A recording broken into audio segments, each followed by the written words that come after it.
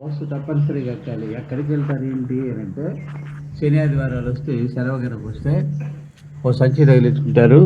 ఈ అవధూతలో చూడడానికి వెళ్తుంటారు. అంతే, మరొక పని ఏం కాదు, ఎవరినో చూడడానికి కాదు. ఒక కాకి ప్యాంట్ ఉండేది, ఒక క్రీమ్ కలర్ షర్ట్ ఉండేది, ఒక సంచి.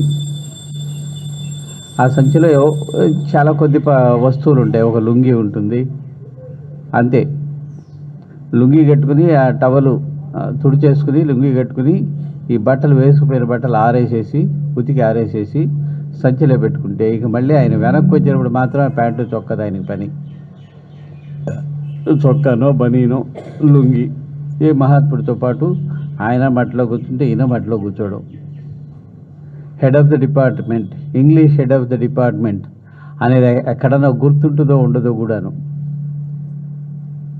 మనం ఏ మహాత్ముడి దర్శనానికి వెళ్తాము, ఆయన ఎక్కడో మట్టిలోనో కాళహస్వామి ఉండేవారు. ఉత్సతో నేల తడిచిపోయి ఉంటుంది, దాంట్లో కూర్చుంటాడు ఆయన. ఒంటి మీద ఏమీ ఉండదు, నడుముకు ఒక గోతం పీలిక ఒకటి కట్టుకుంటాడు అంతే. ఏది మన మొలతాడు కట్టుకున్నట్టు కట్టుకుంటేవాళ్ళు, ఇంకేం ఉండేది కాదు. హాయిగా ఉత్సతో బాగా ముద్దగా తడిచిపోయిన నేలలో హాయిగా కూర్చుంటారు. అరే బయట దన్ను అని చూపించారనుకోండి, తెలుస్తుంది మన సంగతి. మనల్ని గురించి మనకి ఎంత గౌరవప్రదమైన అభిప్రాయం ఉందో ఆ క్షణంలో తెలుస్తుంది. మాస్టర్ గారికి మనలాంటి వాళ్ళకి ఉన్న తేడా అది. ఒక్క క్షణం ఆలోచించారు ఆయన. ఎందుకు చెప్తున్నా అంటే కనీసం 2-3 నిమిషాలు ఆలోచించాను నేను కూర్చోడానికి. ఒక్కసారి మనసు మాస్టర్ గారు చెప్పారు, ఆయన ఏది చెప్తే చేసేలాగుంటే వెళ్ళు, లేకపోతే వద్దు అని చెప్పారు. అది గుర్తొచ్చిన తర్వాత ఇక ఒక్కసారి వదిలేసిన తర్వాత, మీరు సిగ్గో శరం అంటుంటామే, హిందీ పదం శరం అనేది, సిగ్గు శరం అని ఒకే పదాన్ని 2 సార్లు చెప్తాం, అంతకంటే వెళ్ళే. ఒక్కసారి వదిలేసిన తర్వాత ఇక దాంతో నాకు గొడవ రాల. ఆయనతో పాటు అట్టగా కూర్చోగలిగా. ఇక 2 రోజులు 3 రోజులు సెలవు వస్తే 3 రోజులు వాళ్ళతో అలా తిరిగి మళ్ళీ వచ్చేవాళ్ళు అంతే. ఆ ప్రయాణానికి కావాల్సినట్టు ఏర్పాట్లు ఆహా ఓహో ఏమి ఉండేవి కదా, ఒక సంచి ఉండేది అంతే. రోజు పూజ చేసుకోవడానికి కావాల్సిన చిన్న బాబా ఫోటో, చిన్న సైజు అగరబత్తులు, ఇవన్నీ ఒక రేకు పెట్టా. ఆ రోజుల్లో చాక్లెట్లు వచ్చే డబ్బాలు ఉండేవి, దాంట్లో అది ఉంటుంది, దాంట్లో ఉంటాయి అంతే. అంతకంటే ఎక్కువ లగేజ్ ఉండదు. బస్సు ఎక్కేటప్పుడు కాస్త తోసుకుని ఎక్కాల్సి ఉంటే ఏమాత్రం మొహమాట పడ్డరు. మోచేతితో మనుషులు తోసేసి ఎక్కేవాడిని ఎక్కేస్తారు. నిలబడాల్సిన కూర్చోవలసిన ఇంకంతే. ఓసారి ఈ సందర్భం చెప్తున్నాను, వెంటనే గుర్తొచ్చింది చెప్తున్నాను. క్లాసులో వస్తున్నాడు శరత్ వాళ్ళ క్లాసు. మాది కొంచెం సీనియర్స్ క్లాస్, మాది ఒక సంవత్సరం ముందు ఉంటాం వాళ్ళకంటే. పెట్టి ఉంటుంది, చిన్న స్టేజ్ లాంటి ఉంటుంది విద్యానగర్లో క్లాస్ రూమ్లో. గట్టు ఎక్కాలి, తట్టుకుని పడిపోయారు ప్లాట్ఫామ్ మీద. మాస్టర్ గారు బొక్క బర్ల పడిపోయారు. ఎప్పుడు జరిగింది ఆశ్చర్యపోయారు స్టూడెంట్స్ అంతా. శరత్ క్లాసులో ఉన్నాడు, పరిగెత్తుకుంటూ వచ్చాడు. ఏమి లేదురా అన్నారు, కూర్చున్నారు. మామూలుగానే పాఠం చెప్పుకున్నారు. బయటకు రాగానే ఎప్పుడు జరిగింది, ఎందుకు జరిగింది సార్ వచ్చి శరత్ అడిగాడు. ఒరే క్లాసులో లోపలికి రాగానే స్టేజ్ మీద చీరాల స్వామి కూర్చున్నారా, కూర్చునో నిలబడో దర్శనం ఇచ్చారు, ఏదో జరిగింది అక్కడ, వెంటనే వెళ్ళాలి అంతే, వదిలేస్తున్నాను క్లాసులకు, వదిలేస్తున్నాను వెళ్ళిపోతున్నాను. ఆ రోజు ఈ కనుపూరు తిరణాల్లో ఏవో జరుగుతున్న రోజులు, పైగా నాకు గుర్తున్నంత వరకు కిటకిళ్ళు ఆడుతుంటాయి బస్సులు. శరత్ కోటకి వెళ్ళిపోయి అక్కడి నుంచే సీటు పట్టుకుని వచ్చాడు. లేకపోతే ఆయన జనాలు అట్టాగే ఊగులాడుతూనే వెళ్ళిపోతారు అంతే. ఎందుకని? సందేశం. అంటే ఆ స్థాయిలో వాళ్ళకి మెసేజ్ అంటే మనం కొడుతూ ఉంటాం. అది అవసరం లేకుండా తెలియడం ఎట్లా అనేది ఒక ఉదాహరణ. ఆయనకి చీరాల స్వామికి ఆయన గుర్తొచ్చి ఉండాలి. దాన్ని ఎట్టా కమ్యూనికేట్ చేశారు, ఇందాక ప్రసారం చేశారో అక్కడ కనబడ్డారు ఆయనకి. అంటే ఈ కమ్యూనికేషన్కి కావాల్సినది ఏమిటి? అది హృదయం ఎంత స్వచ్ఛంగా ఉండగలుగుతుందో. స్వచ్ఛంగా ఉండమంటే రోజు సోపేసి తోమలేం కదా దాన్ని. ఎవరి మీద ఎట్లాంటి ప్రత్యేకమైన అభిమానాలు, అభిప్రాయాలు, విమర్శనాపూర్వకమైన ఉద్దేశాలు ఏమీ లేకుండా ఉంటాయి. ఎప్పటికప్పుడు అది క్లియర్ అవుతుంటుంది. మా ఎక్కువ మందికి లాగా డస్ట్‌బిన్ లాగా ఉండదు. దానిలోకి అవి రిఫ్లెక్ట్ అవుతాయి. తప్పకుండాను ఆ ప్రసారం సులభంగా అందుతుంది. నా స్థాయి ఇది అన్నది నోటి మీద ఆయన చెప్పింది దరిదాపు లేదు నాకు గుర్తున్నంత వరకు. నువ్వు ఇట్లా చెయ్యాలి అని ఖండితంగా ఎవరికి ఆయన చెప్పింది కూడాను చాలా తక్కువ సూచన ఇస్తారు. సమస్య అడిగినప్పుడు కూడాను మేము వెళ్తున్న రోజుల్లో మాకున్నటువంటి సమస్య ఏమని అడిగితే మన ఉద్దేశం అడుగుతారు ముందు. ఏం చేయాలో అర్థం కాలేదంటే 2, 3 చేయదగినటువంటి మార్గాలు ఏమున్నాయో చెప్పి నీ ఇష్టం వచ్చింది ఎంచుకో అని చెప్తారు. నీ బుర్ర ఉపయోగించు అనేది నేర్పించారు కానీ ఆయనకు కావాల్సింది బానిసలు కాదు. మానసికంగా బానిసత్వం ఉందే, ఏమాత్రం ఇష్టం ఉండదు ఆయనకి. స్వతంత్రంగా ఆలోచించడం అనేదే నేర్పే ప్రయత్నం ఆయన చేసిందంతా కూడాను. అంతేగాని నా కాళ్ళు నమ్ముకో, నా కాళ్ళు పట్టుకో, వదలకు, అన్నీ నేను చూసుకుంటాను అన్నట్టుగా ఎప్పుడు నోటి మీద కూడా సాధారణంగా చెప్పరు. ఎక్కడో 1, 2 సందర్భం వచ్చినప్పుడు ఎవరికో జరిగి ఉండొచ్చు. రెండోది, ఆయన పట్ల మాకున్నట్టు అంత ఉన్నతమైన భావం మేము పెద్ద ప్రదర్శించేవాళ్ళం కాదు, ప్రదర్శించాల్సిన అవసరం కూడా ఉండేది కాదు ఆయన దగ్గర. కానీ ఆ తేడా ఉంటుంది, ఆయనకి మాకు ఉండేటి తేడా అది ఎప్పుడు మనసు గ్రహించే ఉండేది. బస్సులో సీటు ఖాళీ ఉంది, ఆయన కూర్చున్నారు, కూర్చోపోయి పక్కన అంటే కూర్చోడానికి జంకుతుంది శరీరం. ఏడ్చావు కూర్చో అని అంటే కూర్చోగలమే కానీ మనం మామూలుగా పక్కన స్నేహితుడికి ఆనుకొని కూర్చుంటామే. ఆయన ఇంత చనువిచ్చినా ఆ ధైర్యం మనసుకు వచ్చేది కాదు. పక్కన కూర్చోగానే మనసు మామూలుగా ఆలోచిస్తున్న స్థాయిని పూర్తిగా మర్చిపోయేది, ఎక్కడో ఉండేది. ఎందువల్ల వివేకానందుడు మంచి ధ్యానంలో ఉండగా ఎవరో తాగితే షాక్ కొట్టింది అని చెప్పేసి అని చదువుతాం మనం. అలాంటి స్థితి మామూలు అయిపోయింటుంది వాళ్ళకి. మనకు ఆ శరీరం, ఆ రూపం, ఆ లక్షణాలు, ఆ వ్యవహారం కనబడుతుంటాయి కానీ వాళ్ళు నేను ఫలానా వ్యక్తిత్వాన్ని మనం కాపాడుకుంటాం, మన వ్యక్తిత్వాన్ని చాలా జాగ్రత్తగా. ఇలాంటి వాళ్ళు ఏమంటారో ఏమో మోమాటం అంటుంటామే. మోమాటం వినయంగా కనబడుతుంది కానీ కొద్దిగా అది వినయం, మిగతాది ఏంటంటే వినయం ముసుగు వేసినట్టు అహంకారం. ఓ చిన్న మాట నేను తట్టుకోలేని భావంలోంచి వస్తుంది మోమాటం. అలాంటివి ఏమి ఉండవు. అవసరం వాడు రౌడీలాగా మాట్లాడుతున్నా ఆయన పాటకి ఆయన మాట్లాడేస్తారు, ఏం పట్టించుకోరు. ఎందువల్ల అది వీలవుతుందంటే ఇది నా వ్యక్తిత్వం యొక్క స్వరూపం అనే భావం, గాఢమైన భావం వాళ్ళకు ఉండదు కనుక ఎప్పటికప్పుడు మేఘానికి రూపం ఏంటి, నీటికి రూపం ఏంటి, పంచభూతాల లక్షణాలు వాళ్ళ వ్యవహారంలో కూడా మనకు కనబడతాయి. అంత సహజంగా ఉంటుంది అంతే. ఇది నేను మెయింటైన్ చేసుకోవాలి, ఈ రకంగా నేను జనాల మధ్యలో ఉన్నప్పుడు ఈ స్థాయిలో నేను వ్యవహరించాలనేది వాళ్ళకి వీలు కాదు. దాన్ని గుర్తుపెట్టుకుని అలా ఉండేటి ప్రయత్నం వీలు కాదు. అతి సహజంగా గాలిలాగా నీరులాగా ఎలా ఉంటాయో అంత సహజంగా ఉంటారు వాళ్ళు. అది దగ్గరుండి మనం వెంటనే గుర్తించలేము, కొంతకాలం అయిన తర్వాత తెలుస్తూ వస్తాయి అంతే గుర్తిస్తే.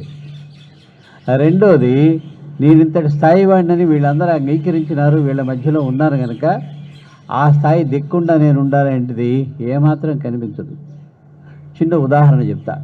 ఎక్కువ భాగం నేను వేరే వాళ్ళ అనుభవాలు చెప్పడానికి కాకుండా నా అనుభవంలోంచి నాకు తెలిసింది చెప్పడానికి సిద్ధంగా ఉన్నాను మానసికంగా.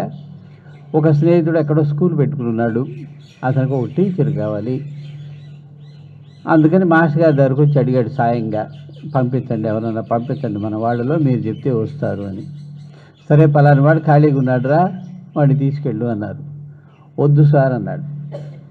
జాతడం ఎందుకు, కారణం కూడా చెప్తాను. అక్కడ ఒక ఆంగ్లో ఇండియన్ టీచర్ ఉంది ఆ స్కూల్లో. అందువల్ల వీడు అమాయకుడు ఎక్కడ వల్ల పడతాడో వద్దు సార్ అన్నాడు. సరేరా పలానా అతన్ని పంపిస్తాను సార్. అతను మాట తీరులో చాలా అసాధ్యుడు, నేను అన్యాయం అయిపోతాను సార్. నీకేంటి అన్యాయం జరిగేదంటే, మరి నేనేదో అప్లికేషన్ పెట్టుకున్నాను సార్, మా మిత్రుడు కనుక వస్తే ఆ ఛాన్స్ నాకు లేకుండా పోతుంది సార్. ఓర్ని దుంపదగా వెధవా అందిటి, మరి ఏం చేయమంటావురా? మూర్తికి చెప్పండి సార్ వస్తాడు. మరి మూర్తి అయితే మరి ఈ ఇబ్బంది లేదా అంటే, ఓ మాట అన్నాడంటే అట్టాగే ఉంటాడు సార్, ఇంకో చోట మాట ఇచ్చేస్తున్నాడు, అందువల్ల నాకు నిర్భయం, అతను పంపించండి అన్నాడు. సరేనా పిలుచుకురా అని పంపించారు. వచ్చి చెప్పాడు, వెళ్ళా. మాస్టర్ గారు కాస్త మేడ మీద ఒక స్టెప్ ఎత్తుగా ఉంటుంది, ఒక టోపీలాగా, దాని మీద కూర్చున్నారు. మేమిద్దరం ఎదురెదురు కూర్చున్నాము. మాస్టర్ గారు చెప్పారు, వెళ్ళు ఒక 15-20 రోజులు. ఎందుకని సంశయించాల్సి వచ్చింది నాకు చెప్పడానికి ఏంటంటే, మహర్షి మహేష్ యోగి వాళ్ళ సంస్థలో అప్పటికే ట్రైనింగ్ అయిపోయి టీచర్గా మొదలుపెట్టున్నాను పనిచేయడం. మరి వాళ్ళ దగ్గర నేను భుక్తి తీసుకుంటూ ఇంకోవరికి సర్వీస్ చేయడానికి పోవడం రైట్ కాదు కదా అంటానట. అందుకని మాస్టర్ గారు చెప్తే ఆలోచించకుండా వెళ్తానే ఉద్దేశంతో మాస్టర్ గారికి చెప్పాడన్నమాట. దాంతో చెప్పారు. అసలు ఎప్పుడు నేను ఊహించని పోజులో చెప్పారు, ఇలా పెట్టి చెయ్యి, నీ ఇహపరాలకి నాది భరోసా, నేను చెప్పినట్టు వెళ్ళి 15 రోజులు కావాలన్నాడు, వెళ్ళి పాఠం చెప్పిరా స్కూల్లో అన్నారు. అసలు ఎంత చిరెత్తుకొచ్చిందంటే, ఇలా కోపంగా చూసి ముందు చేయి దించండి సార్ అన్నాను. నేనెంత, నా తాహత ఎంత, ఇలా చూసుకొని చేయి దించి ఏంటి అన్నారు. ఇట్లా పెట్టి చెప్పాలి సార్, అది చెప్పకూడదు, అది బయటకు చెప్పేది కాదు. మా ప్రతి ఒక్కళ్ళ పట్ల అదే భావంలో ఉంటారు ఆయన. సార్ ఇది చెప్పాలి సార్, వెళ్ళబోయి అంటే నోరు మూసుకుని వెళ్తాను, ఇట్లా ఎందుకు చెప్పారు సార్, నాకు నచ్చలేదు సార్ నా. వీడో చెప్పనిందట. ఈ డైలాగులు వీడివి నవి కాదు. ఇంత ఓపెన్గా చెప్పగలిగే అంటే ఆ స్థాయి, ఆయన స్థాయి మామూలుగా సాంఘికమైన స్థాయిలో చూస్తే ఆయన స్థాయి, మా స్థాయి చూడండి. ఇక ఆయన పట్ల మాకుండే భావం, గురుభావం, మరో భావం ఏదైతే ఉందో దాంతో పోల్చి చూస్తే నాలాంటి వాడి దగ్గర ఆ మాట చెప్పక్కర్లేదు. ఈ డైలాగులు వీడిపోయి ఇట్లా చెప్తేనే మూర్తి వస్తాడు అన్నాడు, అందుకని చెప్పాను. అక్కర్లేదు సార్, వెళ్ళమంటే వెళ్తాను కదా. సరే వెళ్తా అయితే, సరే వెళ్ళాను. అంత తను పలానా అనేటిది గుర్తుపెట్టుకునే తత్వం అసలు ఏమాత్రం ఉండేది కదా ఆయనకి. అంతా మామూలుగా అంత సహజంగా వీడు చెప్పాడు, వీడి డైలాగులు ఇవి అవి కాదని. ఇక జ్ఞానం విషయం చూస్తామంటే, మొట్టమొదటి ఆ వయసులో మాకు అది ముఖ్యమైనది. మొట్టమొదటి అసలు ఆయన్ని దగ్గర నుంచి పరిచయం కాకముందే మా బుద్ధులకి ఒక ఆశ్చర్యం ఆయన. ఎందుకని, ఐఏఎస్ అనేది ఆ రోజుల్లో కళ, చదువుకునే పిల్లల కళ. ఐఏఎస్ పాస్ అయ్యి ఆయన మార్కుల లిస్టులు కూడా నాకు షరతుకు చూపించున్నారు. మేమిద్దరం చూసినాం మార్కుల లిస్టులు కూడా. ఆ ఊరికే అన్నారు, ఆయన పాస్ అయ్యారో లేదో, ఆయన చెప్పింది నమ్మారు, నువ్వేమన్నా చూసావా అన్నవాళ్ళు ఉన్నారు తర్వాత. అందుకని చెప్తున్నాను, మా ఇద్దరికి చూపించారు మార్కుల లిస్టులు. ఇంటర్వ్యూలో కూడా సెలెక్ట్ అయ్యారు. ఇంటర్వ్యూ గ్రూప్ డిస్కషన్ ఉంటుంది, ఎవరిని పిలిస్తే వాళ్ళు పైకి వెళ్తుంటారు, ఇంటర్వ్యూ చేసేస్తుంటారు. పైకంటే మేడ మీద రూమ్లో ఇంటర్వ్యూ బోర్డు ఉన్నారు, వీళ్ళ కింద హాల్లో వీళ్ళు డిస్కషన్ అయ్యింది. ఆ రోజు క్రికెట్ జరుగుతుంది. క్రికెట్ అంటే మాస్టర్ గారికి చాలా ఇష్టం. అందుకనేసి వార్తలు తెలియడం లేదు, చూస్తే బయట ఏదో బంక్ ఉంది, ఆ బంక్ దగ్గరికి వెళ్ళి టీ అడిగి తాగుతూ వింటున్నారు, రేడియో ఉంది కనుక వింటూ ఉన్నారట. ఇంత లోపల ప్యూన్ బయటకు వచ్చి, మీరేనా భరద్వాజ అనే ఇంటర్వ్యూ పేరు పిలిస్తే అక్కడ లేరేంటి మీరు, పదండి అని వెళ్ళారు. వెళ్ళి కూర్చోగానే పిలవగానే ఎందుకు రాలేదు, బయట ఎక్కడున్నావు అని అడిగారు. చెప్పారు, క్రికెట్ స్కోర్ కోసం బయట వెళ్ళానని. అలానా, ఇప్పుడు వచ్చేవాడి స్కోర్ ఎంత పటామని చెప్పారు, కూర్చోమని చెప్పేసి అని చెప్పారు. ఏ స్థాయిలో ఉన్నారు మీరు, ఐఏఎస్ ఇంటర్వ్యూకి వచ్చి క్రికెట్ ఇది వినడానికి బయట కూర్చుంటే ఏ స్థాయిలో ఉన్నారు మీరు అని అడిగారట. మీకంటే ఒక్క మెట్టు కింద ఉన్నాను అన్నారట. అంటే అన్నారు, 18 మెట్లు ఎక్కువచ్చాను, ఆ పైన ఉన్నారు మీరు 19వ మెట్టు మీద, అంతకంటే ఏం తేడా లేదు మీకు నాకు అని చెప్తారట. అంత ధీమా. అడిగిన ప్రశ్నలు అవి కూడా చెప్పినట్టే గుర్తు, నాకు ప్రస్తుతం గుర్తు రావడం లేదు కానీ ఇంటర్వ్యూ ఎట్ అయిందో చెప్పారు. సెలక్షన్ అయింది. సెలక్షన్ అయిన తర్వాత వాళ్ళకి మామూలుగా ట్రైనింగ్ ఉంటుంది. ట్రైనింగ్ అయిన తర్వాత పోస్టింగ్ ఏదో కూడా ముందే వస్తుంది. ట్రైనింగ్కి రమ్మని కాల్ లెటర్ వచ్చినప్పుడు అందులోనే పోస్టింగ్ కూడా ఇస్తారు. హిమాచల్ ప్రదేశ్కి జాయింట్ కలెక్టర్గానే ఏదో పోస్టింగ్ ఇస్తూ ట్రైనింగ్కి రమ్మన్నారు. వాళ్ళ అన్నయ్య గారు వ్యాస్ గారి మీద ఆయన ఛాలెంజ్ లాగా అన్నారట ఒకసారి, నేను ఒక్కడే మేధావిని మన ఇంట్లో, ఇంత తెలివితేటలు ఉన్నవాళ్ళు మిగతా వాళ్ళు లేరని. ఆయన మీద ఛాలెంజ్ కోసం చేశారు ఐఏఎస్ అంటే ఆయన. వాళ్ళ అన్నయ్య చూపించి ఆ కవరు దాన్ని రిటర్న్ చేసి లెక్చరర్గానే కంటిన్యూ అయ్యారు. అది తెలిసేది మాకు ఆశ్చర్యం. ఆ తర్వాత ఆయన దగ్గరైన తర్వాత చెప్పే పాఠంలోంచి అద్భుతమైన విషయాలు చెప్తూ పోయేవాళ్ళు. అది అక్కడ ఉందా అనిపించేది. ఆ పాఠంలో ఆ మాటల్లో ఇంత ఉందా అనిపించేది. అంత లోతైన అర్థాలు చెప్పేవాళ్ళు. అదేనోయ్ రీడింగ్ బిట్వీన్ ది లైన్స్ అంటారు అని చెప్పారు. ఒక లైన్కి ఇంకొక లైన్కి మధ్యలో ఏముంది? ఖాళీ ఉంది. ఖాళీ కాదు, అది గని. దాని అర్థం అంటే పదాలు అందించే అర్థం మాత్రమే, డిక్షనరీ దగ్గర పెట్టుకుంటే తెలిసేంటి భావం మాత్రమే కాకుండా ఈ భావం దేన్ని సూచిస్తుందో గ్రహించగలగడం అనేది ప్రధానం. అది ఆయనకి అలవాటు. ఆయన చదివిన పుస్తకం మీరు చూస్తే ఈ రీడింగ్ బిట్వీన్ ది లైన్స్ ఉంది. ఆ బిట్వీన్ ది లైన్స్లో ఫుల్గా రాసుకుని ఉంటారు.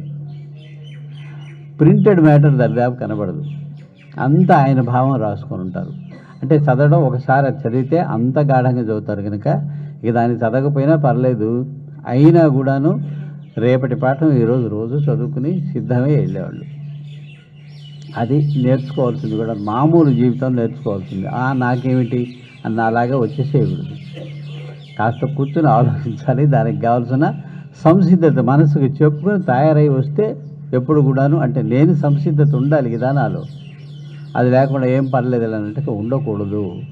ఇట్లా చాలా చిన్న చిన్న విషయాల నుంచి పెద్ద పెద్ద విషయాల దాకా కూడాను. ముఖ్యంగా చెప్పేది మాట. అన్నిటికంటే ముఖ్యమైనది బలమైనది మాట.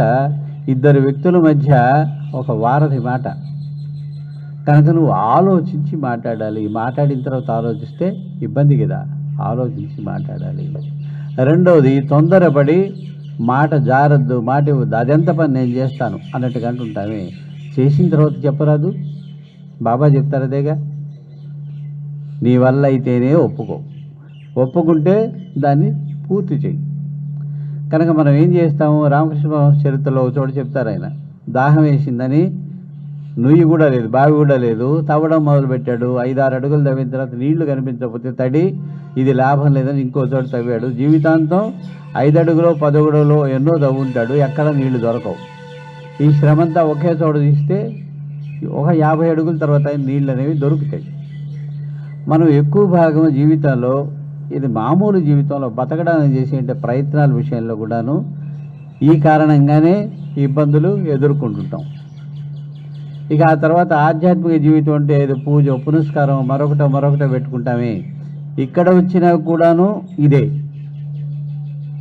ఇబ్బంది కారణం ఏంటయ్యా, మనకు వచ్చే ఇబ్బంది కారణం ఏంటయ్యా అంటే ఇదే.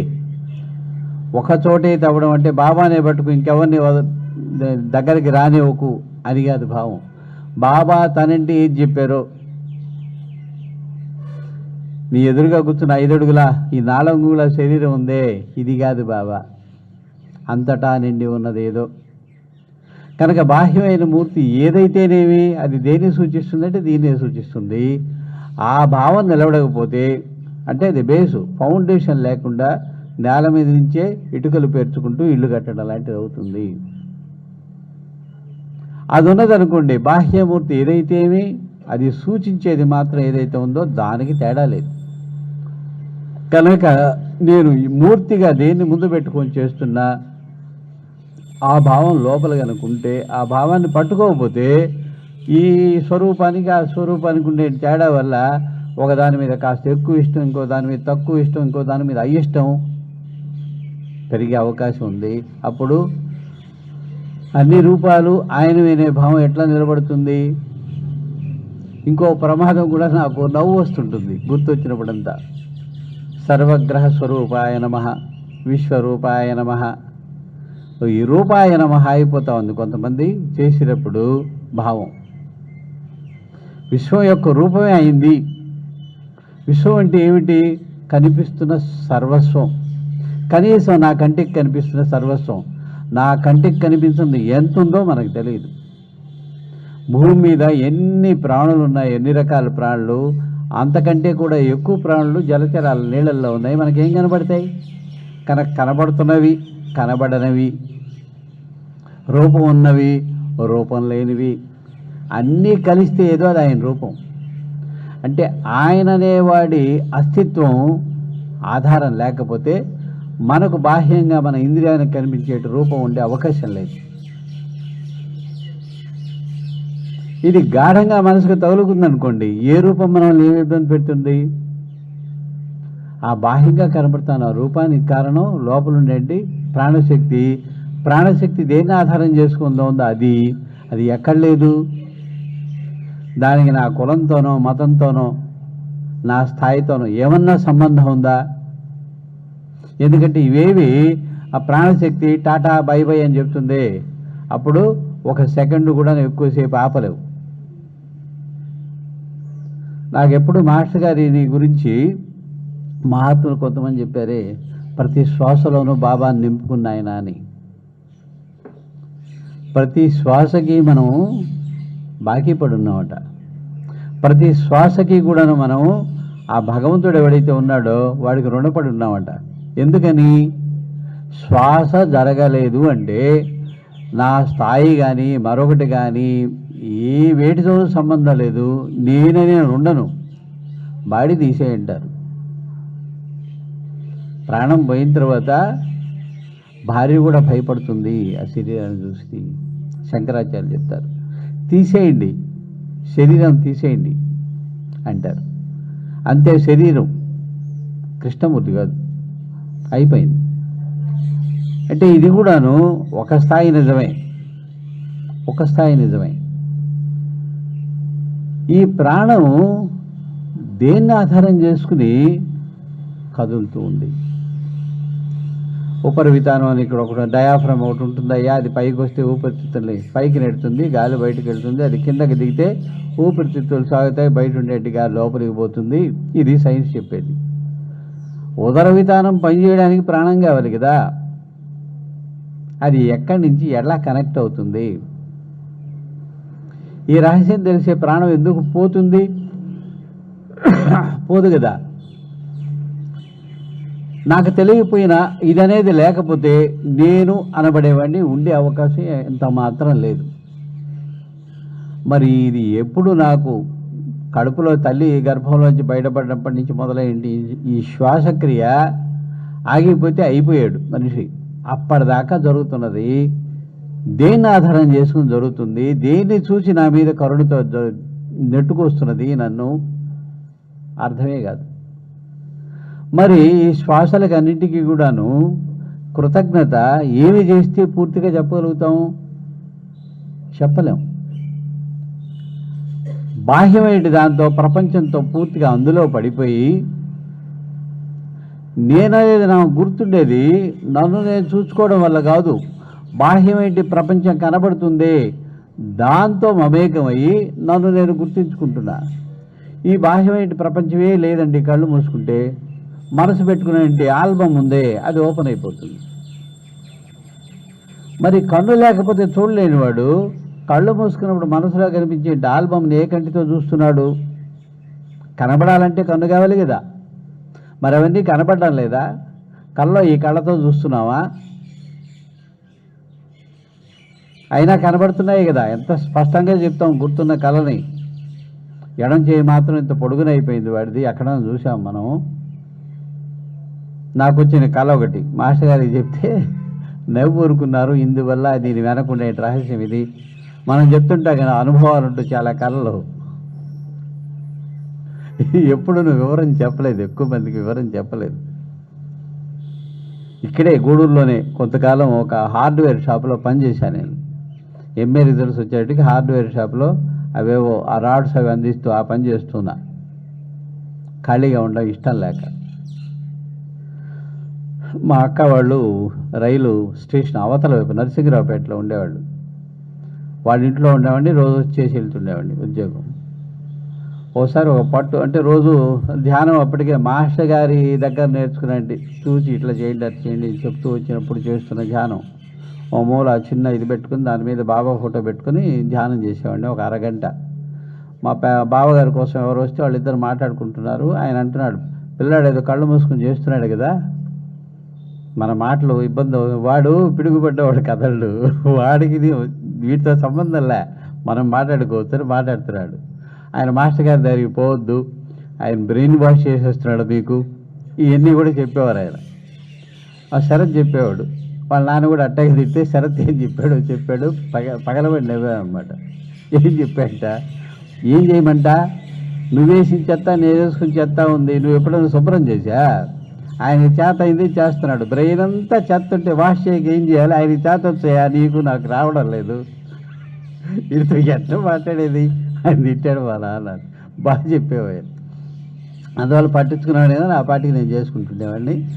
అక్కలకోట మహారాజు చరిత్ర అప్పటికే ప్రింట్ అయ్యి వచ్చేసింది, కాపీ కూడా ఇచ్చున్నారు. ఈరోజు మొదలెడితే 3వ రోజు పూర్తి అయిపోతుంది. ఆ 3వ రోజు మళ్ళీ 2వ పారాయణ మొదలు పెడితే 3వ రోజుకు పూర్తి అవుతుంది. అట్లా వారానికి 3 పారాయణలు పూర్తి అయిపోతాయి. ఆ తర్వాత ఏమైంది, మిగతా టైంలో బాబా నామం మొదలైంది.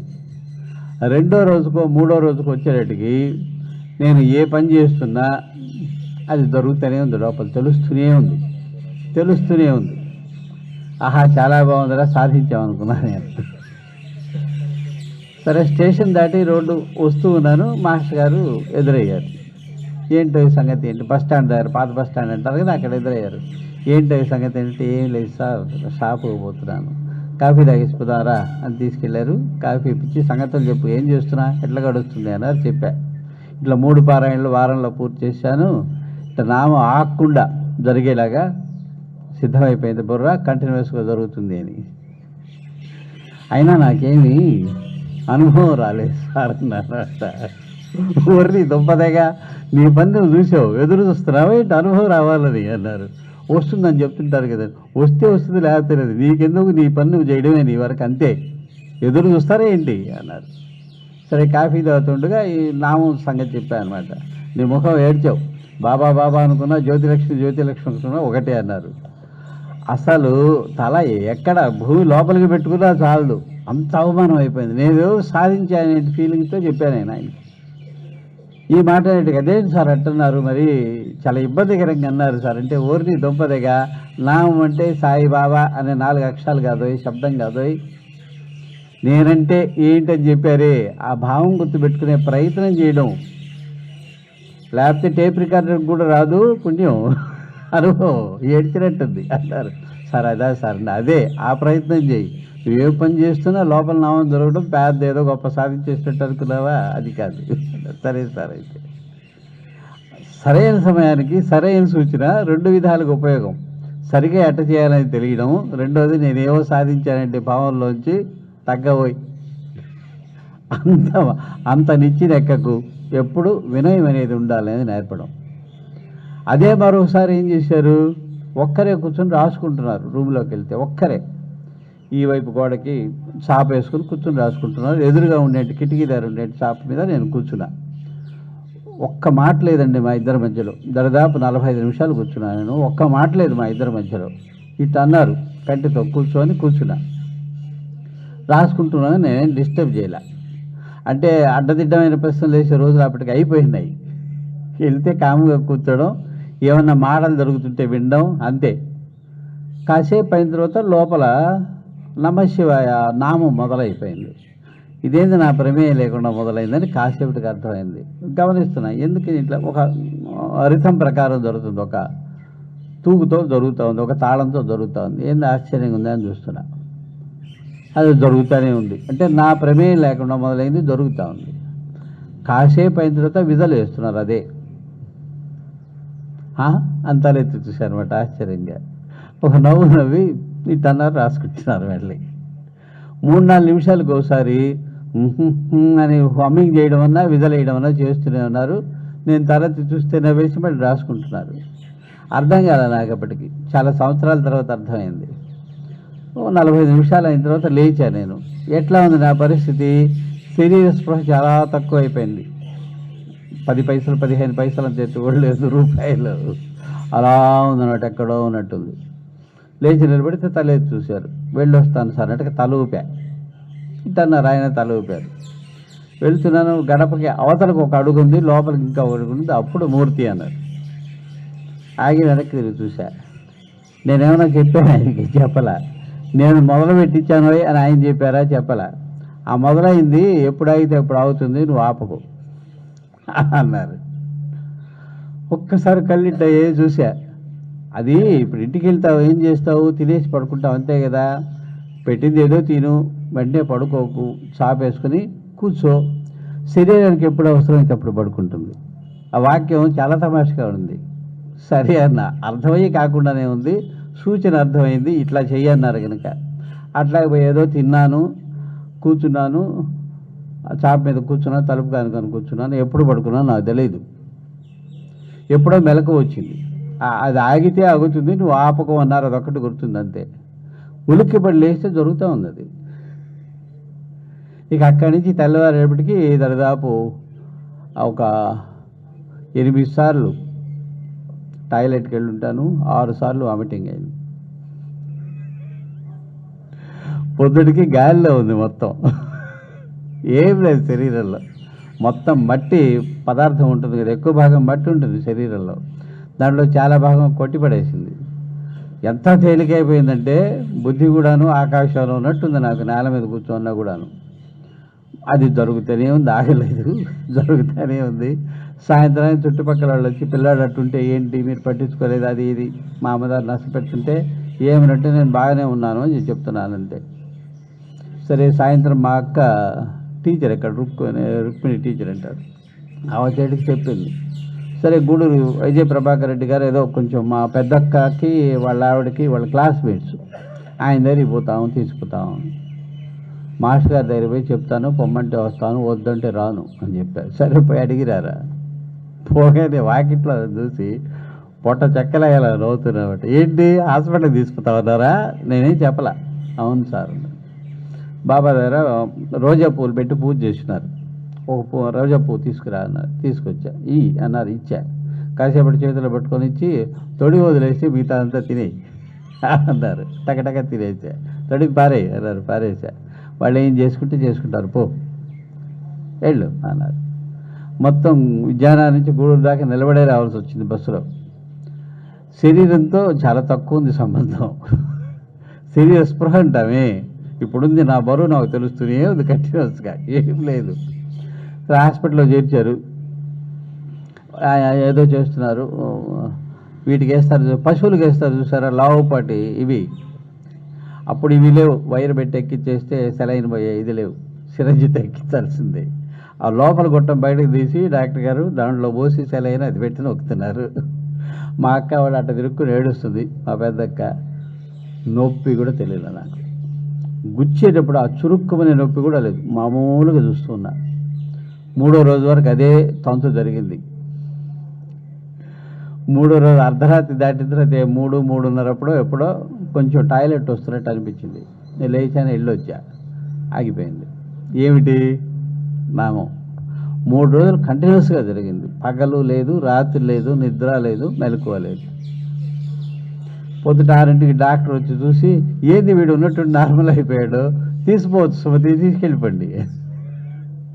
మామూలుగా ఉన్నారు, ఇడ్లీ పెట్టి తీసుకెళ్ళిపోండి, కొంచెం నీరసం అదే ఉంది, రేపు సాయంత్రానికి మామూలు అయిపోతాడు. అది ఆగిపోయింది. శరీరంలో కనబడే నిస్త్రాణం, జబ్బు లక్షణాలు ఏమీ లేవు, మామూలుగా లేదు. వచ్చా రావడం నేరుగా మాస్టర్ గారి దగ్గర ఇంటికి పోయాయి అనమాట.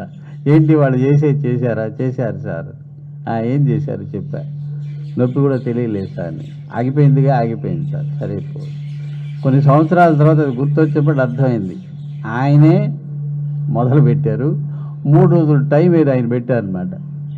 అప్పుడు తెలిసేవి కాదు, ఏదో చేయించేస్తారు అయిపోతుంది.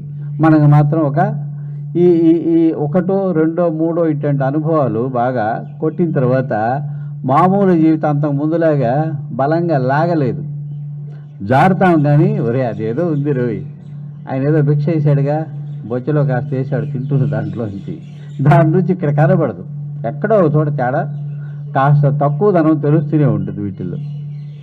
అందువల్ల దీనివైపు పూర్తిగా మనసు మొగ్గి చేయలేము.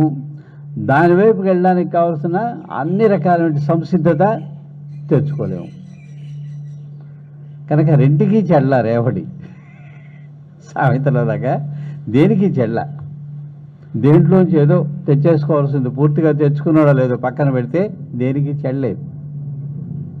కానీ ఏ ప్రయత్నం లేకుండా ఒకసారి ఒక స్నేహితుడిని కలిచాడు, గోపాలని ఎప్పుడన్నా వచ్చి ఉంటారు మీకు కూడా ఇక్కడికి. ఆయన అడిగా కలిచేడు నుంచి ఆదివారం వస్తే పరుగుతుకుని వచ్చేవాడు అయ్యా, ఎందుకని వచ్చేవాడు? ఆయన చెప్పే గొప్ప గొప్ప విషయాలు తెలుసుకోవడానికి. పుస్తకాలు వచ్చిన తర్వాత రాక్కర్లేదుగా, అవన్నీ పుస్తకాలు చదువుకుంటే పోలు, అప్పుడు కూడా వచ్చేవాళ్ళు కదా, ఎందుకు వచ్చేవాడు? మీరు 1-2 సార్లు ఎందుకు అడుగుతున్నారు అన్నాడు. కాస్త ఆలోచిస్తారని, అంతకంటే ఇంకేం లేదు.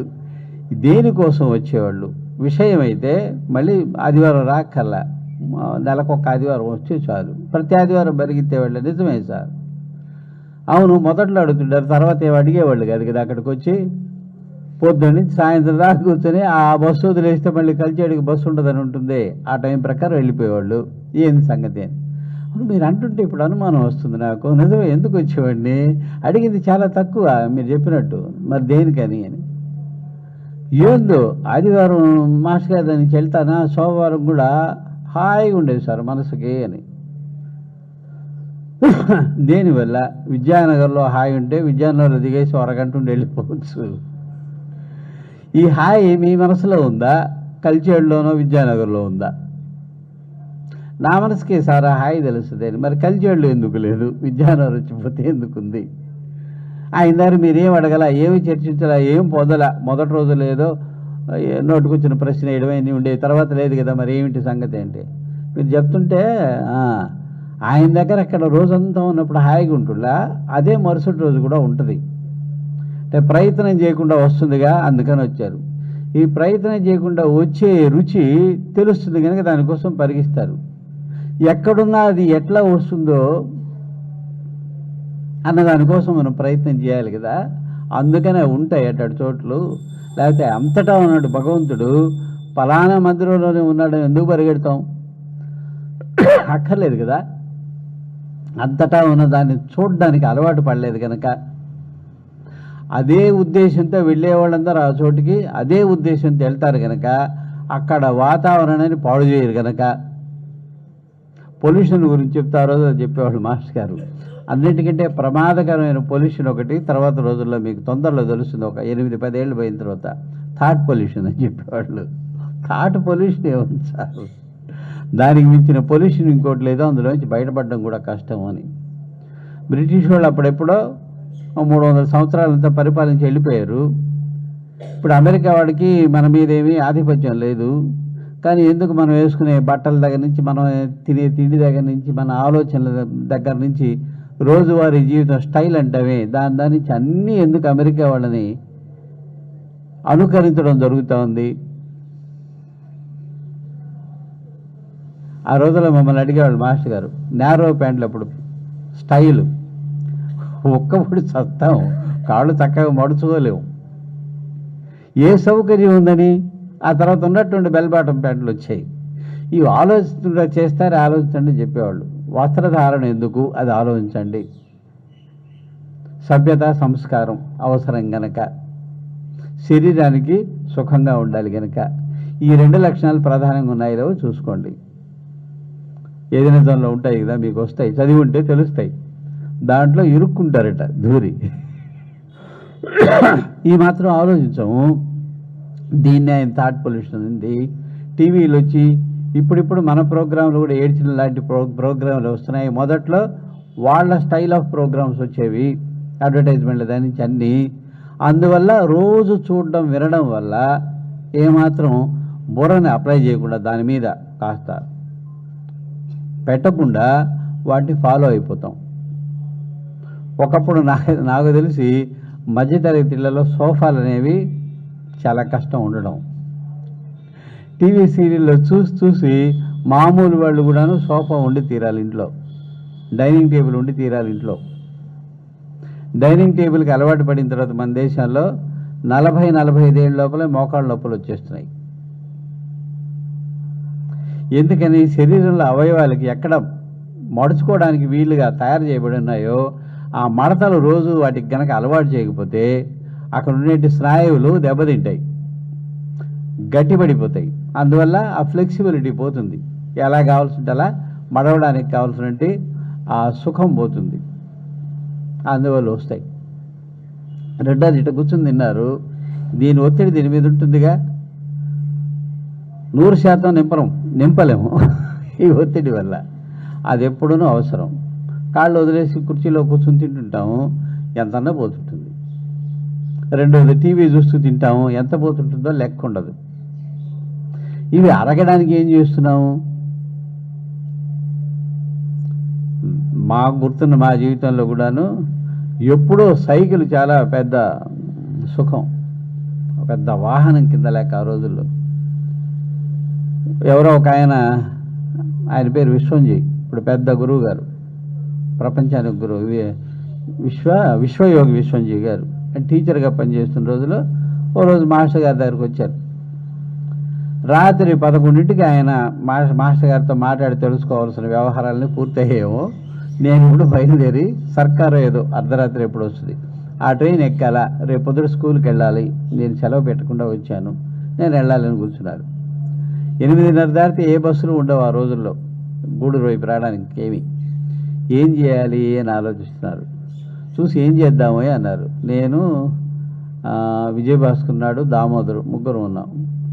సార్ 2 సైకిళ్ళు పట్టుకొస్తాం సార్. ఇద్దరం ఒక దాని మీద, ఇంకో దాని మీద ఆయన వెనక కూర్చుంటారు, మార్చి తొక్కేసి తీసుకెళ్ళిపోతాం సార్.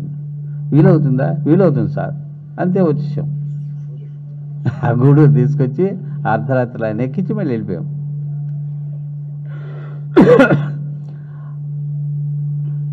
ఆ వయసులో ఉన్న వాళ్ళని కూడా ఇప్పుడు చూడండి, 18-20 ఏళ్ళ వయసులో ఉన్న వాళ్ళని బండి లేకపోతే ఒప్పుకోరు వాళ్ళు.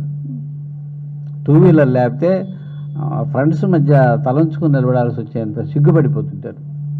కనుక శరీరానికి ఏ శ్రమ లేకుండా ఒకవైపు పొట్టకు కావలసినంత పెట్టే పద్ధతిలో అన్నీ అలవాటు చేసుకున్న తర్వాత ఎక్కడ వీలవుతుంది ఆరోగ్యంగా ఉండడం? చిన్న మామూలువే లేవు, అవన్నీ వదిలేసి అనారోగ్యం తెచ్చుకునేంటి అలవాట్లన్నీ ఎవరు చేశారు మనకు? వేల సంవత్సరాల నుంచి లేని అలవాట్లు ఎవరు చేశారు మనకు? టీవీ ద్వారా ఇతర దేశాల అలవాట్లు వచ్చి పట్టుకున్నాయి. ఇదే థాట్ పొల్యూషన్. దీనిలోంచి మీరు ఏమి చెప్తే బయటపడతారు చెప్పండి? అసంభవం. బాబా పూజ త్వరగా ఎందుకు చేస్తామంటే సీరియల్ చూడడం లేట్ అవుద్ది. ఎన్ని ఉంటాయో. ఇదంతా కూడా థాట్ పొల్యూషన్. మాస్టర్ గారు చెప్పింది ఇది తెలియకుండా పట్టుకున్న భూతం, దేశం మొత్తాన్ని పట్టుకున్న భూతం, ఎవరినో ఒకరిని కాదు. వీటి నుంచి మనం జాగ్రత్తగా మనల్ని మనం కాపాడుకోవాలి. లేకపోతే డాక్టర్ల ఆస్తులు పెంచాలి, కాకపోతే ఇబ్బందులు పడుతూ ఉండాలంతే. ఇలా రోజువారీ జీవితానికి కావాల్సిన కూడా ఎన్నో చెప్తూ వచ్చేవాళ్ళు. ఆయన రూమ్లో మేము ఎప్పుడైనా ఒక కుర్చీ కూడా చూడలే, చాపలే ఉండేవి. మాస్టర్ గారు శరీరం వదిలేసేంత వరకు, సమాధి అయ్యేంత వరకు, శరీరం వదిలేయడం అనే మాట ఎందుకంటారంటే పెద్దలకి, మనం వదిలేసిపోతున్నది ప్రాణం అని ఉన్నప్పుడు గిలగిల్లాడతాం. అంటే మనం వదలడానికి ఇష్టపడం, అది వెళ్ళిపోతుంది. వాళ్ళు ఇదిగో రేపు ఇన్ని గంటలకి వదిలేస్తున్నా అని ముందు చెప్తారు. ఏందో పాతబడిన పేనాన్ని వదిలేస్తున్నానంటాడే, చొక్కా చిరిగిపోయింది మార్చుకుంటా అంటాడే, అంత సులభంగా.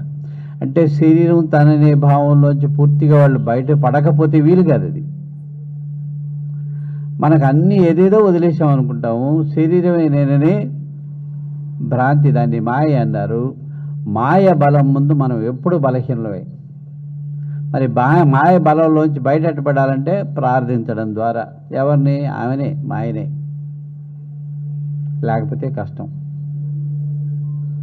క్షణంలో పడిన తర్వాత కానీ తెలియదు పడ్డాము అనే సంగతి. పడ్డం తప్పు కాదు, పడ్డానని గ్రహించడం చాలా మంచిది. గ్రహించిన తర్వాత ఇంకోసారి పడకుండా ఉండే జాగ్రత్త తీసుకోవడం అంతకంటే మంచిది. జీవితాంతం జాగ్రత్త తీసుకోవడం అయినా కూడాను గొప్పే. పద్మాసనం కూర్చొని సాధన చేస్తామని చెప్పేసి అంటూ చేస్తుంటారు, అనుష్ఠానం సాధన అనేసి. ఒక గంటన్నర వాళ్ళ ఓపికని బట్టి అయ్యి యువతలకు వచ్చిన తర్వాత మామూలే.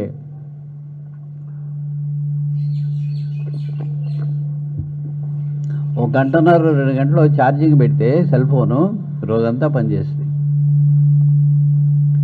మనం ఒక గంటన్నర ప్రార్థన పూజ చేసి యువతలు వస్తే రోజువారీ జీవితంలో అవతల వాళ్ళు భగవంతుడిని చూడడం ఒక్క క్షణం కూడా మనకి ఇష్టం ఉండదు. దేనికి చేసినట్టు? ఛార్జింగ్ ఎక్కిందా? స్విచ్ ఆన్ చేయడం మర్చిపోయి ఉంటాం. ఎక్కిస్తే ఏమెక్కుతుంది ఛార్జింగు? ఇది ఎవరి మెప్పు కోసం చేస్తున్నట్టు? ప్రాణం అంటాం, మళ్ళీ పంచ ప్రాణాలు అంటాం. ఇందాక ప్రాణం అన్నావా, మళ్ళీ పంచ ఎక్కడి నుంచి వచ్చింది ప్యాంట్ లేకుండా?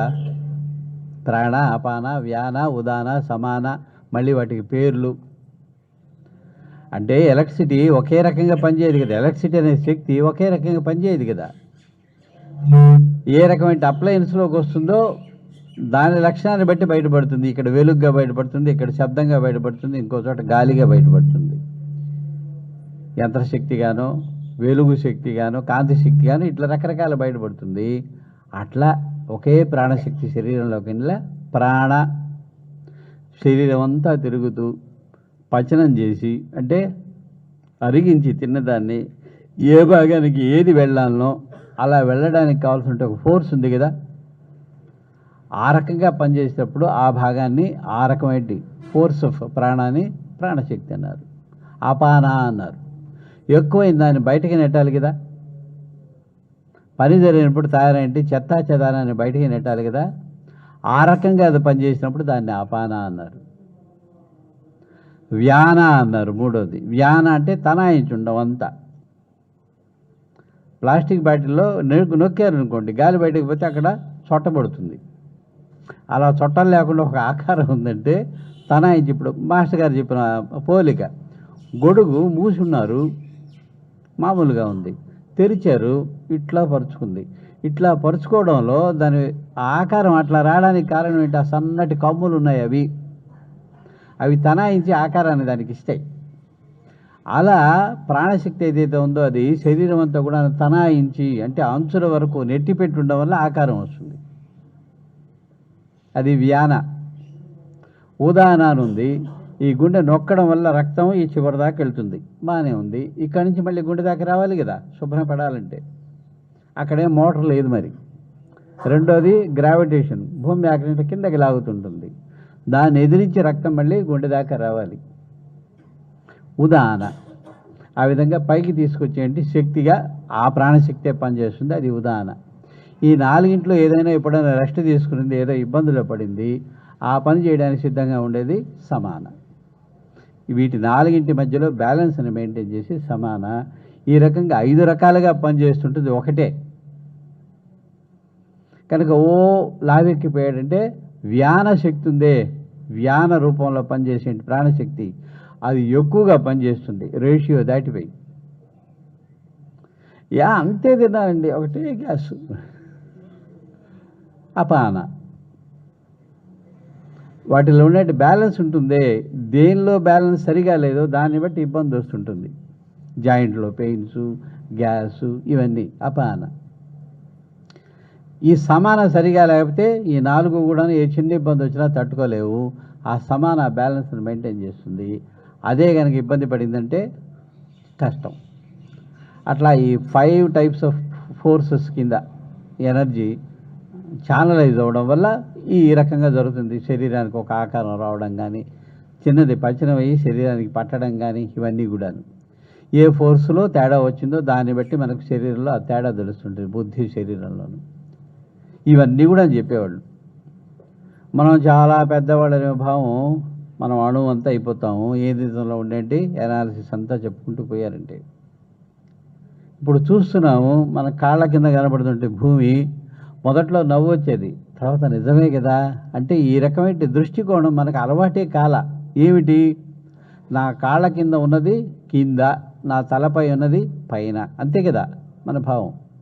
మరి ఇప్పుడు భూమి ఎట్లాగా ఉన్నదన్నారు? గుండ్రంగా ఉన్నది. ఈ పై భాగంలో నేను గూడూరులో ఇక్కడ నిలబడున్నా, ఈ గుండ్రంలో కింద భాగం ఒకటి ఉంటుంది కదా, అది అమెరికా. ఇక్కడ ఇట్లా నిలబడున్నా నేను ఊహిస్తే వాడు పడిపోకల్లా తల కిందలకు కుదురున్నాడు,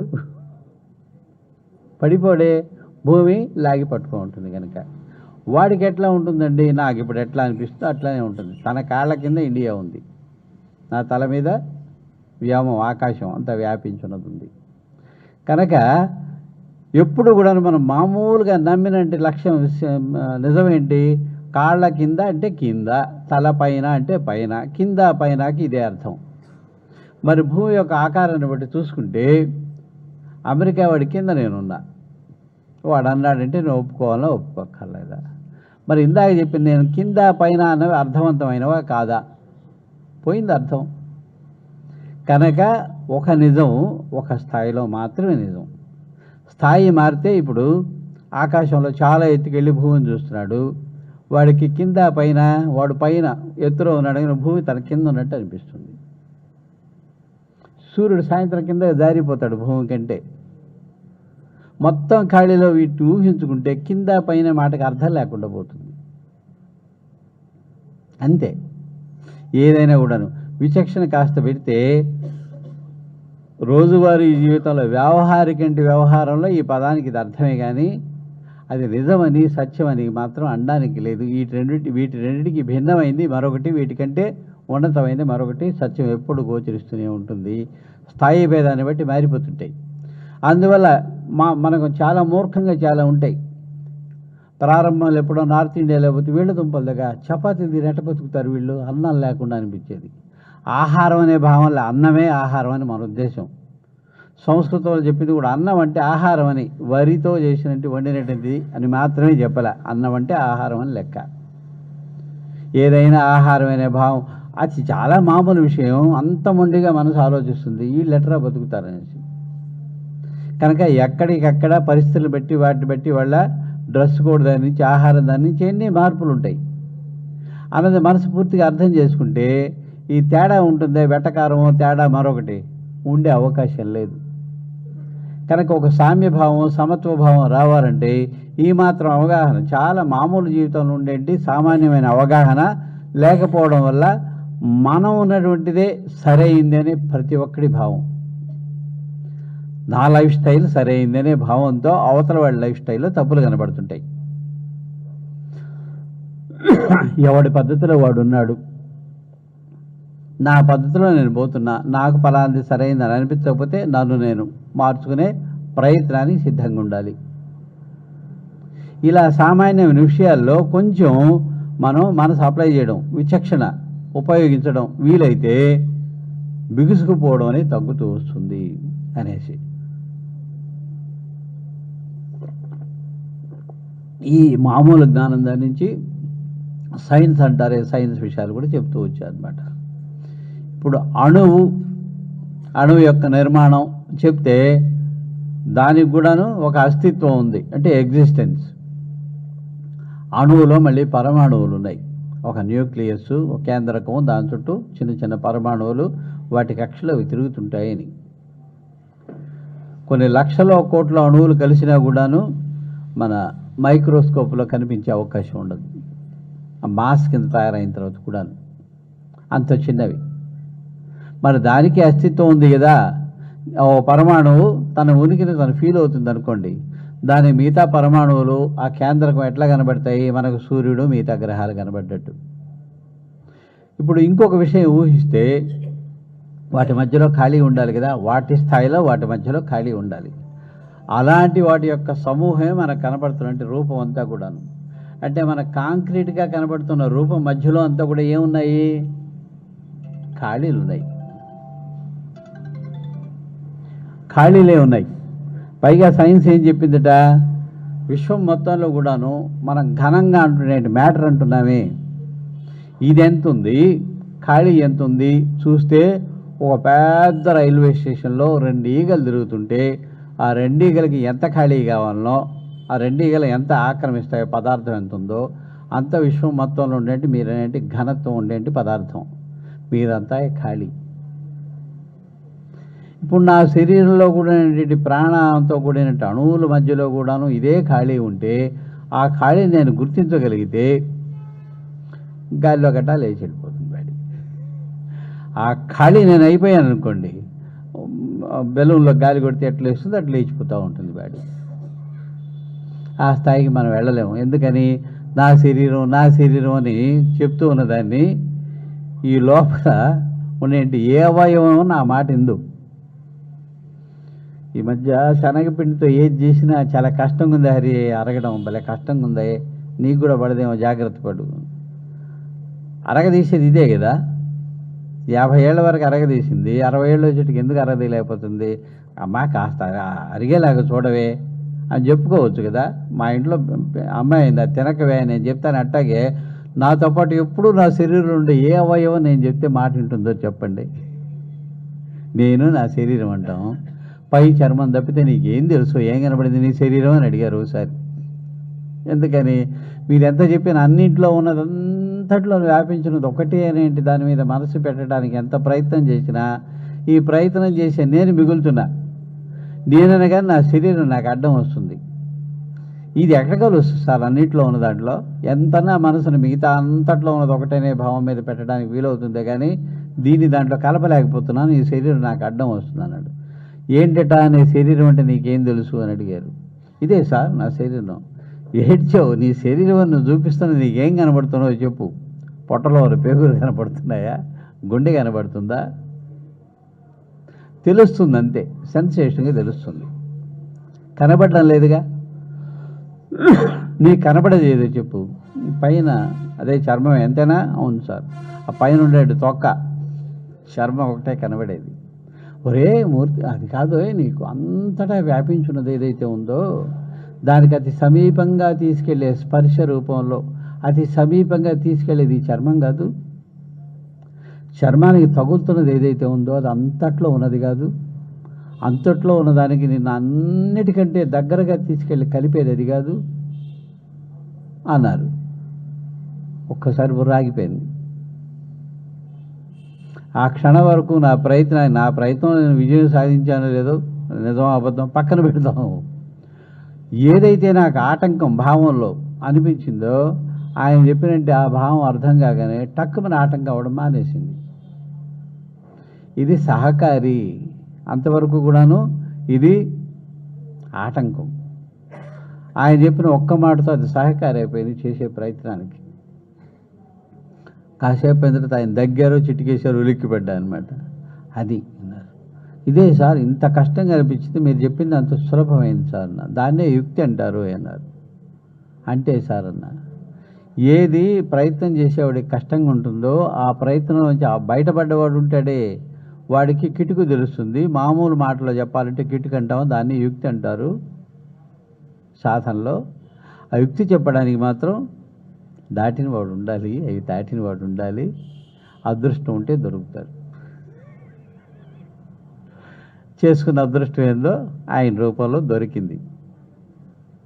నిజంగా బహుశా మా జీవితంలో మేము చేసుకున్న అదృష్టం దాన్ని మించింది ఇంకోటి లేదు. మిగతా ఎవరెవరు ఏమైనా సాధించుండొచ్చు, జీవితంలో ఏమన్నా పోగొట్టుకుని ఉండొచ్చు. ఆ ఒకే ఒక విషయంలో మాత్రం అదృష్టవంతులం. అది ఆయనకి అర్థమైంది కనుకే ఇక్కడితో ఎందుకు ఆగాలని పుస్తకాల రూపంలో రాశారు. రెండోది, ఇలా చెప్పేటప్పుడు మాస్టర్ గారితో సంబంధం ఆయనతో జరిగినవి చెప్పేటప్పుడు ఒక్కోసారి నా వ్యాఖ్యానం కూడాను కాళిదాసు కవిత్వమే కాకుండా వ్యాఖ్యాత పైత్యం కూడా అంటుకుంటుంది, అట్లుంటాయి. అందుకని చెప్పదలుచుకుంది ఏదో పుస్తకంలో రాశారు. అనుమానం వస్తే పుస్తకంలోకి వెళ్ళడం చూసుకోవడం. మరి ఆయన అటు చెప్పాడంటే ఆయన భావం ఆయన చెప్పాడు. మాస్టర్ గారి భావం చెప్పదలుచుకుంది పుస్తకంలో దొరికింది, అది గొడవ లేదు. ఆయన మరి సాధకుడా, ఇక ఆయన అవధూత, ఆయన 5వ తరగత 8వ తరగత 10th క్లాసా అని నిర్ణయించేది ఎవరండి? 10th క్లాస్ పేపర్లు ఎవరు తీస్తారు? 5వ తరగతి దిద్దాడా? దిద్దాడు కదా. కనీసం డిగ్రీయో పోస్ట్ గ్రాడ్యుయేషన్ అయిన వాళ్ళు దిద్దాలి. మరి మనం ఎట్లా చెప్పాలి ఆయన గురించి? ఆయన ఏ క్లాసు? మనం 1వ క్లాసు 3వ క్లాసులో కూర్చొని ఆయన డిగ్రీ అయిపోయిందా, ఆయన పీజీ అయిపోయిందా, పిహెచ్డీ అయిపోయిందా అని మనం చెప్తే దానికి వాల్యూ ఉంటుందా, విలువ ఉంటుందా? ఉండదు. ఆయనే. నా మీద చాలామంది కొన్నిసార్లు కోపం కూడా వచ్చింది. మాస్టర్ గారు ఇంకేం కాదండి, దత్తుడు అవతారమే. నేను ఎందుకు కాదంటాను? నేను కూడా అనాలని. చెప్పండి మీ అభిప్రాయం. కాదన్ను ఏమన్నా వింటాను. 3 సార్లు 4 సార్లు అయిన తర్వాత వీడు కూడా ఒక మాట అంటే బాగుంటుంది కదా, నేను కనిపెట్టి ఆయన దత్తుడు అవుతారని. నీ అభిప్రాయం బాగానే ఉంది, ఇంకోటి ఎందుకు ముద్ర వేయాలి? దాని మీద అక్కర్లేదు కదా. 1కి 2 సార్లు అడిగితే దత్తుడు అవతారం కాదని నాకంటే ఎవడైనా తెలివిగలవాడు వచ్చి ప్రూవ్ చేశాడు అనుకోండి, నాకు వచ్చింది నష్టంలా. ఈ లోకంలో ఎవడు నష్టపోవడానికి సిద్ధంగా లేడని ఒక మాట చెప్పారు మాస్టర్ గారు. సార్ ఉత్త దొంగ గురువు అని లోకానికి అర్థమైపోయింది కదా, వాడి దగ్గరికి ఎందుకు సార్ వెళ్ళిపోతారని. వీడికి ఏదో లాభం లేకపోతే చచ్చినా పోడోయ్, నీకెందుకు ఆ ఇబ్బంది. ఆ లాభం ఏదో వాడికి ఆగిపోగానే అది వదిలేస్తాడు, ఇంకో తలుపు తడతాడు, అంతే. నువ్వెందుకు అరుస్తా. నిన్ను నువ్వు సంస్కరించడానికి సిద్ధంగా ఉండి ప్రయత్నం మొదలు పెడితే అవతల వాడికి నువ్వు ఇచ్చే సలహా ఉపయోగపడుతుంది. ఏమాత్రం ప్రయత్నం లేకుండా సలహాలు ఇవ్వడం సులభం కదా. అన్నిటికంటే సులభమైంది ఏంటయ్యా అంటే సలహా చెప్పడం. ముఖ్యంగా ఇతర దేశాల సంగతి ఏమో నాకు తెలియదు, కానీ మాస్టర్ గారు చెప్పిన మాట, ఈ దేశంలో 2 విషయాలు తెలియని వాళ్ళే లేరు ఈ దేశం మొత్తంలో అంట. ఏంటి సార్ అంటే, ఏదో ఒక జబ్బుకు వైద్యం చెప్పగలగడం. చెప్పింది తలనొప్పి ఇటు చెయ్యి, పంటి నొప్పి మొన్నొస్తే ఇటు అనుభవంలోంచి వైద్యం చెప్పలేని వాళ్ళు లేరట ఈ దేశంలో. రెండోది ఏంటి సార్ అంటే, ఏదో ఒక సాధన చెప్పగలిగిన వాళ్ళు. 2 కళ్ళు మూసుకున్నా ఇక్కడ పెట్టి ఆయన దృష్టి, కళ్ళు మూసుకుంటే దృష్టి ఆడదయ్యా అంటే తెలస్తుళ్ళది ఇక్కడ పెట్టు. ఇంకోటి చెప్తాడు, నువ్వు చక్కగా కూర్చోవడంలే వాలిపోతున్నావేంది, తప్పది. ఎడంకాలు కాదు కుడికాలు ఎడంకాల మీద వేసుకోవాలి, ఎడంకాల మీద కుడికాలు కాదు. ఇట్లా మీకు సాధనలో సలహా ఇవ్వలేని వాళ్ళంటూ ఈ దేశంలో దొరకరట. అవునా సార్ అంటే, అందువల్లే పెద్ద ప్రమాదంలో ఉంది దేశం అన్నారు. ఈ 2 కూడాను అనుభవజ్ఞులు మాత్రమే చేయదగిన పనులు. ఇది చెప్పలేనటువంటి దేశంలో లేకపోవడమే మనకు వచ్చిన పెద్ద ఇబ్బంది. జాగ్రత్తగా ఉండాల్సింది వీటిల్లోనూ. కాస్త కోస్త అనుభవం ఉన్నవాడు కనీసం ఆర్ఎంపీ కూడా లేకుండా వైద్యం చేసేట ఏదో దానికి, అది ఆ మాత్రమైన అర్హత ప్రయత్నపూర్వకంగా సంపాదించుకున్నవాడు చెప్తే ఖచ్చితంగా ఉపయోగపడుతుంది. సరిగ్గా అవతల వాడు చెప్తున్నప్పుడు అవతల వాడి యొక్క అసలైన సమస్య ఏంటో కూడా అర్థం కాదు. ఎందుకని, సమస్యలో ఉన్నవాడు తన సమస్య ఎట్లా ఉందో చెప్పడం కష్టం, సంపూర్ణంగా స్పష్టంగా చెప్పడం కష్టం. ఎందుకని, తన సమస్య ఏదో స్పష్టంగా చెప్పగలిగిన వాడికి వెంటనే దానికి సమాధానం ఉపాయం దొరుకుతుంది. చెప్పలేకపోవడమే సమస్య. అవతల వాడికి అర్థం కాదు, తెలియగానే ఏదో ఒకటి చెప్తే ఎట్లా. ఇప్పుడు ఇలా ఎక్కువసేపు కూర్చుంటాం, పూజారులు వీళ్ళని చూస్తారు కదా, దోవతి కట్టుకుంటారు, పైన నడు మీద ఇంకోటి దట్టి ఒకటి కట్టుకుంటారు. దట్టి పోజు కోసం కాదు, కూర్చొని పూజ చేసేటప్పుడు శ్రద్ధగా చేసేవాళ్ళకి గంట పట్టచ్చు, గంటన్నర పట్టచ్చు, 2 గంటలు పట్టచ్చు. ఇలాగే కూర్చోలేడు అంతసేపు, ఎంత ఆసనాలు చేసిన వాడని ఇలా కూర్చోలేడు. ఇట్లా కూర్చున్నప్పుడు ఇది పైకి లేచింది కదా, ఇది ఎత్తు అయింది. ఈ ఎత్తు నుంచి బ్యాలెన్స్ మెయింటైన్ చేయడానికి బాడీ ముందు కొంగుతుంది. అది సహజంగా జరిగేంటి మార్పు. అందుకని ఒకసారి ఒక ఆచార్యుడి ఫోటో ఒకటి మాస్టర్ గారి వెనక్కుంటే చూసి, సార్ ఆయన ఏదో జంక చర్మం లాంటిది వేసుకొని కూర్చొన్నాడు, బాగానే ఉంది, ఇక్కడ సీటు కింద ఏదో ఉంది ఏంది సార్ ప్రత్యేకంగా. ఓర్ని దొప్పదేగా, అది కూడా చూసావు అలా. చూశాను సార్ అన్న. ఓ చిన్నపాటి దిండు లాంటిది, దాని అంచు మీద కూర్చోన్నాడు ఆయన. ఒక చిన్న దిండు లాంటిది ఇటు పెట్టుకొని, ఇప్పుడు చేతిలో ఉన్నాయి ఇటు పెట్టాను, నా ప్రయత్నం లేకుండా చక్కగా రాలా వెనక భాగం. ఈ ఎత్తు వల్ల ఆటోమేటిక్గా వంగుతుంది. ఇక్కడ మీరు ఎత్తు పెట్టారనుకోండి, ఆటోమేటిక్గా చక్కగా వస్తుంది. అది చక్కగా కూర్చోడానికి ఉపాయం. ఎక్కువసేపు కూర్చొని ధ్యానం చేసేవాడికి అది ఉపాయం అని చెప్పారు. చిన్న విషయమే కానీ సులభం అవుతుంది. ఒక పెద్ద ఫ్యాక్టరీలో వాళ్ళకి ధ్యానం నేర్పుతుంటే, క్లాసులు చెప్తుంటే, ఆయన ఫ్యాక్టరీ ఓనర్ కూడాను నాలాగే మహర్షి మహేష్ యోగి గారి దగ్గర నామకే వస్తే ట్రైనింగ్ తీసుకుని వచ్చిన ఆయన. కనుక నేను కూడా టీచర్నే అని ఆయన అభిప్రాయం. వాళ్ళ దగ్గర కూడాను ఆయన దగ్గర ఎంప్లాయీస్ అందరూ కూడాను పాపం వాళ్ళకి ఆయన చూపించడానికి చెప్తున్నారు. ఎంతసేపు ఎంత చక్కగా కూర్చుండని ఆయన ఎన్నిసార్లు చెప్పినా కూర్చున్న నిమిషానికంతా ఒరిగిపోతున్నారు అమ్మాయిలంతా. ధూడ్ అరుస్తున్నాడు. సార్ అన్నాను. ఏంటి కృష్ణమూర్తి గారు అన్న, ఒక చిన్న ఉపాయం చెప్తాను సార్, అప్పుడు చక్కగా కూర్చోగలుగుతారు వాళ్ళని. సరే కృష్ణమూర్తి గారు, సారు ఉపాయం ఏదో చెప్తారు చేయండి. దిండు ఏదైనా దుప్పట ఏదైనా కావాలి, మరి ఏం చేస్తారంటే వెంటనే చెప్పాడు. టకటకు వచ్చాయి చిన్న చిన్న దిండ్లు అందరికీ. ఇలా వేసుకుని అంచు మీద కూర్చోండమ్మా అని చెప్పా. కూర్చోగానే అందరు చక్కగా వచ్చేసారు. గ్రహించాడు, లేచి వెళ్ళిపోయాడు. వెంటనే గడి పెట్టేసేయండి, మళ్ళీ వస్తాడు డిస్టర్బ్ చేస్తాడు, అది ఇవ్వకండి ఆయన అని చెప్పా. వినుంటారు జిఎస్ రాజు గారు, విజయవాడ సిరీస్ కంపెనీ, పెద్ద మందుల కంపెనీ. మళ్ళీ ఆయన లోపలికి నా గడేసేయండి. మధ్యలో కిటికీల దగ్గరికి వచ్చి చూశాడు, అందరు చక్కగా కూర్చున్నారు, చేస్తున్నారు. చిన్న చిన్న ఉపాయాలు ఉంటాయి. లేకపోతే ఏమవుతుంది, ఈ పూసల మీద బరువు పెరిగి వంగుతుంది. వంగిన పొజిషన్లో ఎక్కువ కాలం ఉంటే పూసల ఇబ్బందులు వస్తాయి. మా మిత్రుడికి ఎప్పుడో చెప్పా, ప్రసాద్కి 4-5 ఏళ్ల క్రితం చెప్పా. ఎందుకని, మాస్టర్ గారు నేర్చుకున్నవి ధ్యానం చేస్తూ తెలుసుకున్నవి. అందుకని వాళ్ళు దట్టి కట్టుకుంటారు గట్టిగా. 3, 4, 5 పూసల్లో వస్తుంది సాధారణంగా, మ్యాక్సిమం 6వ పూస వరకు. వాటన్నిటికీ ఓ పట్టీలాగా మడిచి గట్టిగా కట్టుకుంటారు. అదేం చేస్తుంది, సపోర్ట్ చేస్తుంది. అందువల్ల ఆ ఇబ్బంది అంత త్వరగా రాదు. లేకపోతే 2-3 ఇయర్స్లోనే వచ్చేస్తుంది వాళ్ళకి. ఇటు కూర్చోవడం వల్ల ఏమవుతుంది, తినిందంతా కూడా ఇక్కడ పేరుకుపోయి ఇది కూడా వస్తుంది. దానివల్ల ఇంకాస్త ఎక్కువ ప్రాబ్లం అవుతుంది దీని సంగతి. రెండోది, పెద్దగా అరుస్తాము. ఎంత పెద్దగా అరుస్తాం, ఒక్కోసారి మంత్రమో యంత్రమో మెదడంతా కూడా నూగుతుంది, దాని స్ట్రెయిన్ పెరుగుతుంది. అట్లా అవి చేసే వాళ్ళకి జాగ్రత్తగా గమనిస్తూ పోతే ఉన్న దాంట్లో ఉండే పొరపాటు ఏంటి, దాన్ని ఎట్లా సర్దుకోవాలో 2 తెలుస్తాయి. అవి యుక్తి అంటే. అలాంటివి ఎన్ని ఆయన చెప్పుంటే తెలుస్తుంది. ఇప్పుడు ఎనర్జీ, లైట్ అనేది అప్రతిహతంగా, అంటే అడ్డు లేకుండా ప్రవాహంలాగా పోతూనే ఉంటుంది అని చెప్పారు. సార్ లైట్ కూడా ఎనర్జీయే కదా, టార్చ్ లైట్ వేసాము, అప్రతిహతంగా ఎక్కడ పోతుంది సార్, గోడ మీద గేడ మీద పడుతుంది, అవతలికి పోదుగా, గోడ అడ్డం వచ్చింది కనుక. రెండోది, లైట్ ఉంటే కానీ చూడలేము అనే మాట ఎంత నిజమో, లైటుని ఎప్పుడూ చూడలేము అనేది అంతకంటే నిజము. మనం సాధారణంగా ఆ విషయాన్ని గమనించం. మనం ఏమనుకుంటాం, లైట్ను చూస్తున్నాం అనుకుంటాం. కాంతిలో వస్తువుని చూస్తున్నాం, కాంతిని చూడడంలా. నాకు అర్థం కాలే పాయింట్ పాపం. ఏది నిజం రాసేటప్పుడు డిక్టేషన్ చెప్తుంటే, నీకు అర్థం కాంది నువ్వు రాయకు, ఆపి డిస్కస్ చెయ్యి. ఎందుకని, నీ స్టాండర్డ్కి అర్థమయ్యే స్థాయిలో రాయాలని నా ఉద్దేశం.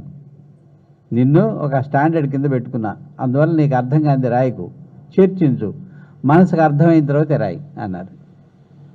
2 విషయాలు, ఇదొకటి, లైట్ వంగుతుంది అని వస్తుంది, లైట్ రే బెండ్స్ అని వస్తుంది అనమాట. కృష్ణ బిలాలని ఉంటారు కదా, అవి లాగుతాయి. తను ఏరుకెళ్తున్న కాంతి కిరణం అట్టా వంగి దాంట్లో పోతుంది. లైట్ వంగేదేంటి సార్ అట్టా అంటాను నేను ఎంతసేపటికి. కాంతినే కదా సార్ మనం చూస్తూ ఉంటాను. ఓడిని దుప్పతేగా కాంతిని కాదు, కాంతిలో వస్తువుని చూస్తావు, దాని మీద పడి ప్రతిఫలిస్తే వస్తువు నీకు కనబడుతుంది. ఎందుకని, కాంతిని తనలోంచి అది వెళ్ళనివ్వదు, ప్రసరించి వెళ్ళనివ్వదు, అడ్డుకుంటుంది. ఆ కాంతి వెనక్కి వచ్చి నీ కంటి రెటీనా మీద పడడం వల్ల వస్తువు కనబడుతుంది నీకు. 3-4 సార్లు చెప్పారు, అర్థం కాల. కాంతే కదా సార్, కాంతి లేకపోతే కనబడదు అని మీరే చెప్తున్నారు, కాంతిని చూడడం లేదంటారు ఏంటి అని. నేను చెప్పేది మళ్ళీ విను, కాంతిలో వస్తువుని చూస్తావు, కాంతిని చూడవని. కాంతే సార్ చూసేది అన్న, ఓర్ని దుంపదగా అట్లయితే ఇటు చెప్తా. ఇప్పుడు నేను కనబడుతున్నా, ఎందువల్ల, కాంతి నాలోంచి వెనక్కి వెళ్ళదు కనుక నేను ఆటంకంగా ఉన్నాను కదా, రిఫ్లెక్ట్ అయ్యి నేను కనబడుతున్నా. అవును సార్, అదే కదా సార్ నేను చెప్పేది, నీ మొహం కాంతి కాదు నేను కనబడుతుండేది, అదే కదా నువ్వు అన్నావు. అవును సార్, కాంతి కూడా కనబడుతుంది కదా సార్ అన్నా. మన ఇద్దరి మధ్య కాంతి ఉందా? అవును సార్ ఉంది సార్. మరి కాంతి కనబడితే మధ్యలో ఉండే కాంతిని చూడరాదు? నేను కనబడుతున్నా, మన ఇద్దరి మధ్యలో ఉండే కాంతి కనబడడం లేదేగా నీకు, ఓసారి చూసి చెప్పా కాంతిని అన్నారు. సార్ మన ఇద్దరి మధ్యలో చూసేది, ప్రయత్నం చేయబోయి, ప్రయత్నం చేయకుండా ఎట్టిసారి చూసేటడితే ఎట్టి ప్రయత్నం చేయన్నారు.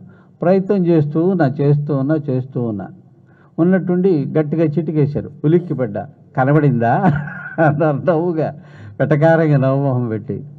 సార్ ఎదురుకోండి, మీరు కూడా కనబడలేదు సార్ అన్న. నిజమే, ఖాళీ అయిపోయింది మొత్తం, మధ్యలో ఎక్కడ చిక్కుకుపోయిందో దృష్టి తెలియదు, ఆ ఖాళీలో ఉందంతే. ఖాళీని చూస్తున్నాయని సంగతి కూడా నాకు తెలియదు. మాస్టర్ గారి మీద దృష్టి పోతే కదా ఆయన సంగతి నాకు కనబడుతుంది. చిటికేసేడు ఉలిక్కి పడ్డాను, అప్పుడు చూసా కనబడిందంటే, ఏమీ కనబడలేదు సార్, మీరు కూడా కనబడలేదు సార్. నేను కూడా కనబడలేదా? అవును సార్, ఎక్కడ పోయి తెలియదు. ఎంతసేపు ఉండుంటావు ప్రయత్నం అన్నారు. 15 సెకండ్లు ఉండి ఉంటాను సార్, నీ మొహం టైం చూస్తున్నారంట ఆయన. 5వ నిమిషం కాబోతుంటే లేపా. అంటే టైం సెన్స్ ఎట్టు ఉంటుందో గుర్తించండి. విషయం తెలియడం వల్ల నా నుంచి భిన్నంగా తెలియడమే కాలాన్ని గుర్తించడానికి ఆధారం. నా నుంచి భిన్నంగా తెలియకపోతే కాలం గుర్తించడం వీలు కాదు. అందుకని సుఖంగా ఉండే రోజులు పక్షి రెక్కల మీద ఎగిరిపోయినట్టు వెళ్ళిపోతాయట. మిల్టన్ చెప్తాడు. కష్టంగా ఉన్న రోజులు క్షణక్షణం కష్టంగా అనిపిస్తుందట.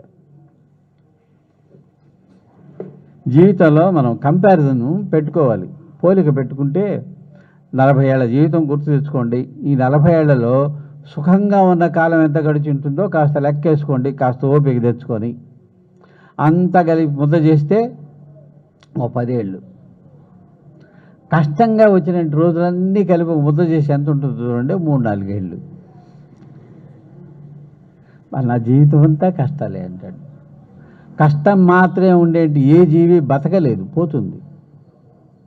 అందుకనే ప్రతి జీవికి తప్పనిసరిగా భగవంతుడో సృష్టో మరొకటో ఇచ్చినట్టు వరం ఏందయ్య అంటే అన్నీ అడగకుండా ఇచ్చిన వరాలే.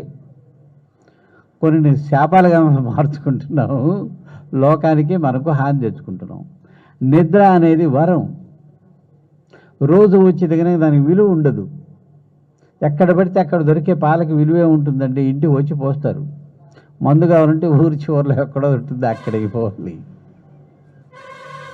అందువల్ల విలువ తెలియకుండా పోవడం ఎప్పుడు ఉండేది. కనుక ఉచ్ఛ్వాస నిశ్వాసాల విలువ మనకు తెలుస్తూ ఉందా? ఆయాసం వస్తే తెలుస్తుంది, ఇంత లోపల తెలియదు ఎంత ఇబ్బంది అనేది. కనుక ఆ రకంగా చూసుకుంటే మూడు సంవత్సరాలు 40 ఏళ్ల జీవితంలో చూసుకుంటే 5 ఏళ్ళు కష్టంగా గడిచినవి మొత్తం కలిపితే. కాలం తెలియకుండా గడిచిపోయింది 10 ఏళ్ళు ఉన్నాయి. 5 ఏళ్ల దాని గురించి చెప్పుకుంటూనే ఉంటాడు. ఒక ముస్లిం మహాత్మురాలు దారిన పోతుంటే ఇంటి బయట మంచం వేసుకుని కూర్చొని గట్టిగా తలకు గుడ్డ కట్టుకొని, అమ్మో అబ్బో ఇంత దుర్మార్గుడి వల్ల ఇంత శిక్షిస్తున్నావు అని తిడుతున్నాడు అల్లాని. ఏందిరా ఏమో తిడుతున్నావు, ఎవరిని తిడుతున్నావు? అల్లాని తిడుతున్నాను, తలనొప్పి ఇచ్చాడు నాకు అని. నీకెంత వయసు? 30 ఏళ్ళు. ఎంతకాలంగా నీకు తలనొప్పి ఉంది? 5 నిమిషాల ముందే వచ్చింది అని. అంటే 35 ఏళ్ల జీవితంలో 5 నిమిషాల ముందు వరకు వాడికి తలనొప్పి లేదు. అంతకాలం నీకు తలనొప్పి అనేది తెలియకుండా వరంలాగా నేను రక్షించాడే. ఎప్పుడన్నా కృతజ్ఞత చెప్పావురా? 5 నిమిషాలు వచ్చిన తలనొప్పికి తిడతావా? నీకెవడిచ్చాడు అధికారం? నీకు లేదు అధికారం అని చెప్తుంది. అట్లా మనల్ని మనం గమనించుకోవడం ప్రాధాన్యత ఇవ్వాల్సిన విషయం. దానికంటే మనం ఏం చేస్తాం? మాస్టర్ గారు చెప్పిన చిన్న ఉన్నాయి కొన్ని చాలా కఠినమైన సత్యాలు. ఓయ్, ఇద్దరు కలిసి చాలా హాయిగా మాట్లాడుకుంటారు, కాలం ఎట్లా కాలక్షేపం అంటాడు. కాలక్షేపం చేస్తారు కదా, చాలా ఇష్టంగా వాళ్ళు మాట్లాడుకునే విషయాలు ఏంటో చెప్పు సార్. వంటల గురించో మరొక దాని గురించో. ఆహా, అన్నిటికంటే రుచికరంగా అనిపించేది ఏదో చెప్పు. వస్తువుతో నాకు సంబంధంలా. రుచికరంగా అంటే వాళ్ళు ఆ విషయం మాట్లాడుకునే కొద్దీ ఇంకా ఆనందం పెరుగుతుంటుంది. వాళ్ళు దేని గురించి అని. చాడీలు సార్ అంటే ఏంటి? అక్కడ లేని 3వ వ్యక్తిలో ఉండేంటి చెత్తను గురించి మాత్రమే, మంచిని గురించి కాదు. అంతకంటే మించిన రుచికరమైన విషయం ప్రపంచంలో ఉండదట. అది ఆడవాళ్ళ మగవాళ్ళ అనేంత సంబంధంలా. ఏదో టాపిక్ మొదలయ్యి 5 నిమిషాల తర్వాత మాత్రం ఎవడి మీదకో వెళ్తుంది. వాడిని ఏకడం అంటామే. దాని గురించి ఒకరి తర్వాత ఒకరు ఇంకొక పాయింట్ చెప్తూ పోతారు. వాళ్ళు చూసినట్టు మంచిని గురించి ఒకటి కూడా చెప్పలేకపోతారు. ఎందువల్ల? మనం చూసే దృష్టిలో ఉండే లోపం వల్ల. రెండూ లేకుండా ఏది ఉండదు. నాకు ఏది ఇష్టం అది ఎక్కువ కనబడుతుంది. అందువల్ల రోజువారీ జీవితంలో మన ఆలోచన దగ్గర నుంచి జాగ్రత్త పడితే అది మన ప్రవర్తన చక్కదిద్దుతుంది.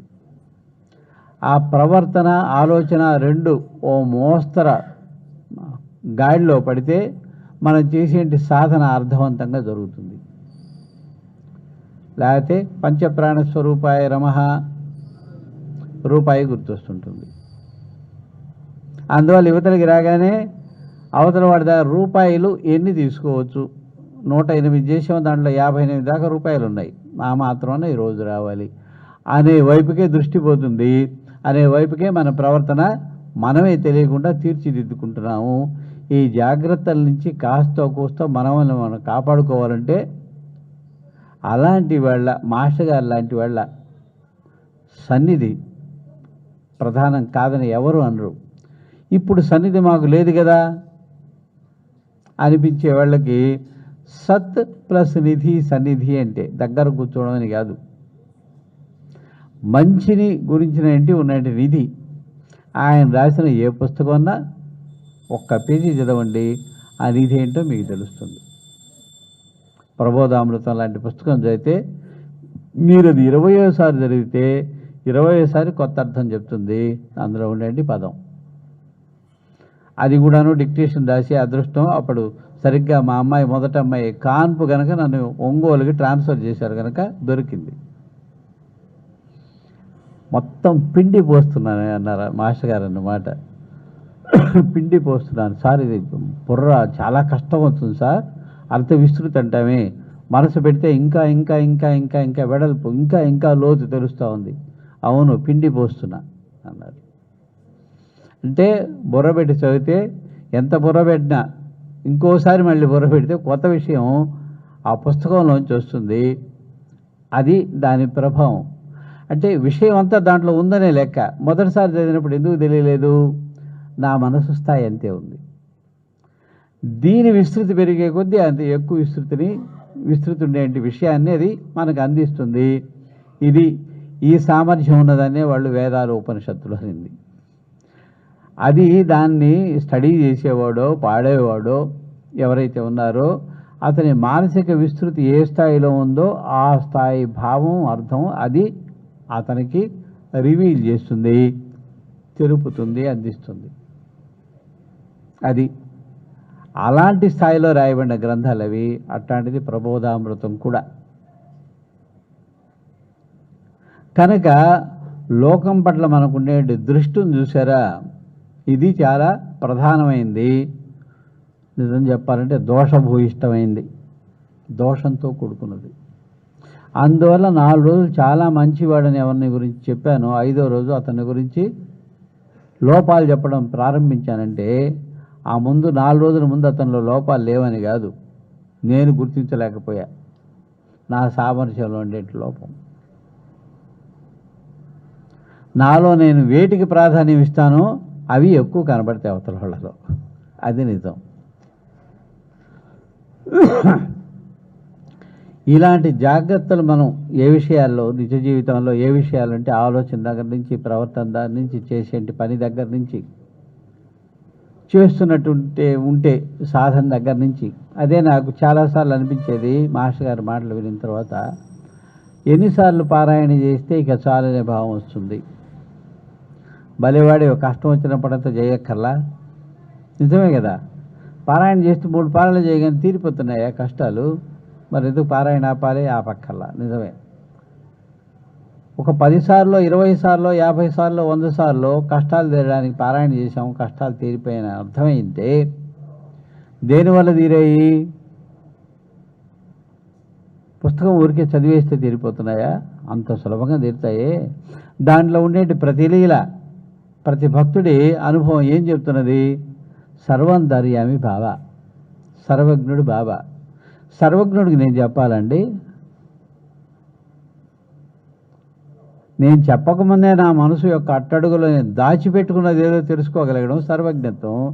ఆయన సామర్థ్యం అదేని నాకు నమ్మకం కలగనట్టా చెప్పండి. మళ్ళీ పారాయణ చేస్తున్నాను కష్టం తీరడం కోసం అంటే, పారాయణ చేయడం రైట్ కాదని చెప్పడంలా, కష్టం తీరడం కోసం పారాయణ చేస్తున్నాను అనే భావం ఉంది. దాని గురించి చెప్తున్నా. అంటే నేను చెప్పకపోతే ఆయన తెలియదని, నేను మొండికి పడకపోతే ఆయన తీర్చడని ఈ భావం వెనకుందా?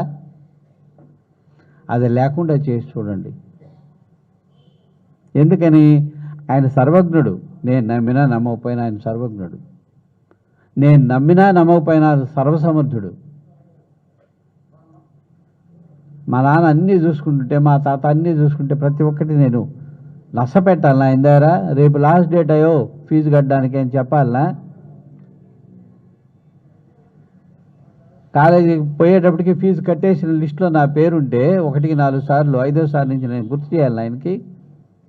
ఎన్నిసార్లు చేస్తే నాకు ఆ నమ్మకం వస్తుంది? అంటే పదాలు వాక్యాలు చదువుతున్నావా, దాంట్లోంచి తెలుసుకోవాల్సినది ఏదో అది మనసుకు ఎక్కించుకుంటున్నావా? అది మనసుకు ఎక్కిన తర్వాత చేసేటి పారాయణ ఏదైతే ఉందో ఆ భావానికి ఇంకాస్త బలం ఎరువేసినట్టు, పాదు చేసినట్టు, నీళ్లు పోసినట్టు. నీ ఖాళీ దొరికితే బుద్ధి దాని మీదకి వెళ్తుంది.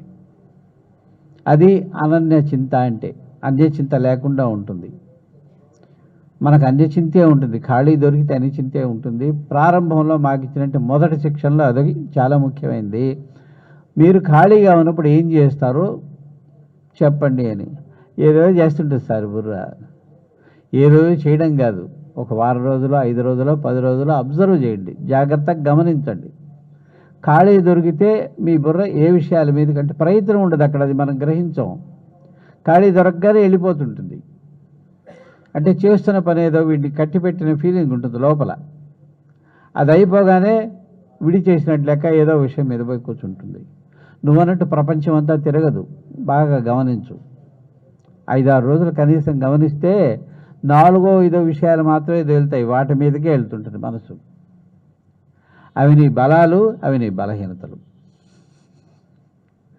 వాటిలో దేనిని సరి చేసుకోవాలని అర్థం చేసుకుని ప్రయత్నం మొదలు పెడితే నీ ఖాళీ టయాన్ని ఖాళీగా ఎందుకు కూర్చోలేరు చెప్పండి?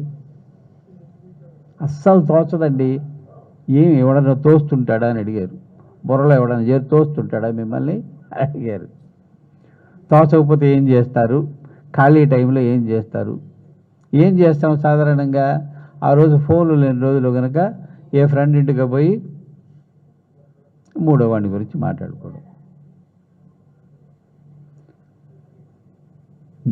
నీకు నువ్వు ఉన్నప్పుడు నీకు వచ్చిన సమస్య ఏంటి అని అడిగారు. ఏమో వస్తుంటాయి సార్, పిచ్చి పిచ్చిగా అనిపిస్తుంది, అందుకని వెళ్ళి నీతో నువ్వు ఉండడం నీకు చేత కావడంలా, నీతో నువ్వు ఉండడం నీకు ఇష్టంగా లేదు, నీకు నువ్వు సరిగా లేవు, నీకు నువ్వు తృప్తిని ఇవ్వలేకపోతున్నావు.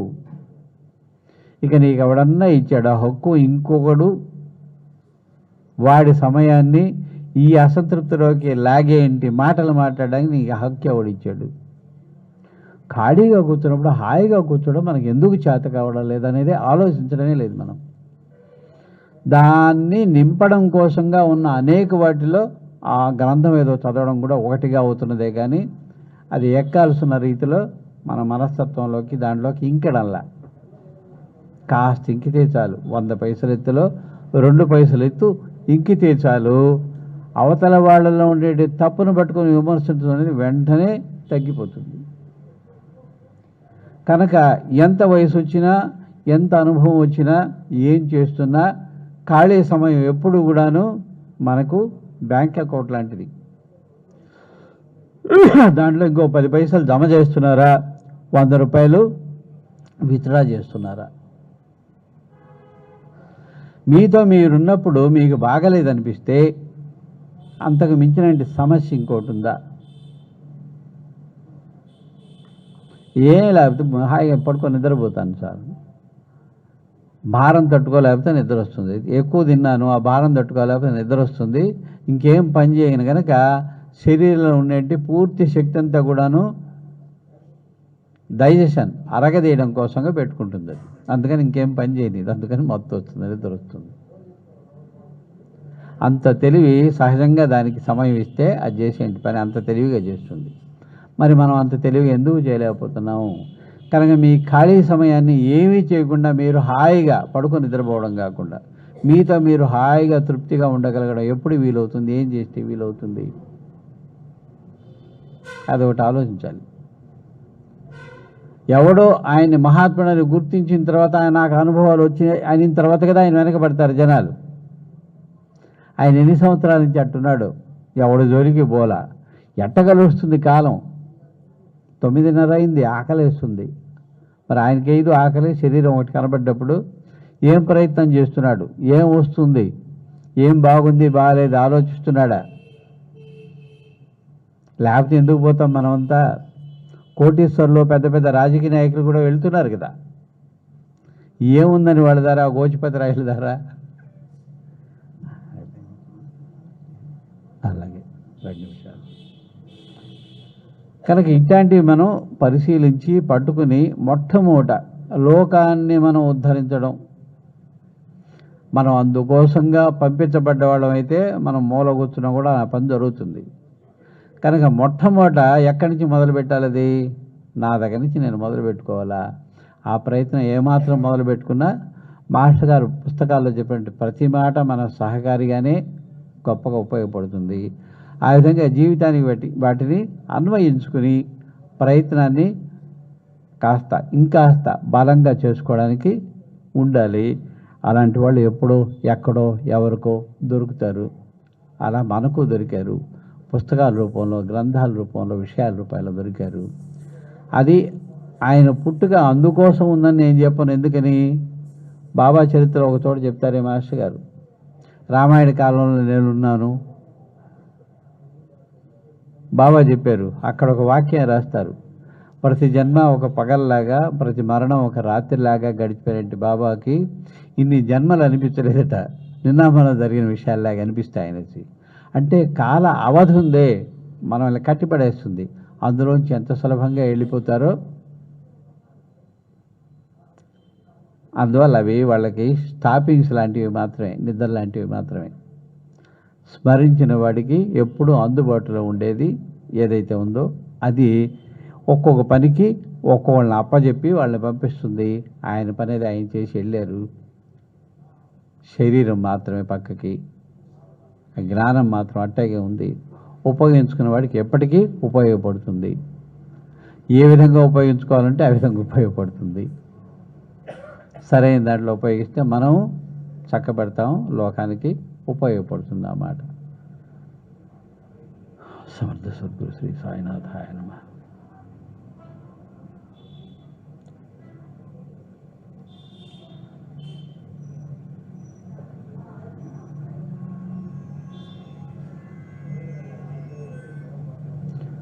అవకాశం ఇచ్చిన అందరికీ కూడాను మనఃపూర్వకంగా నమస్కారాలు.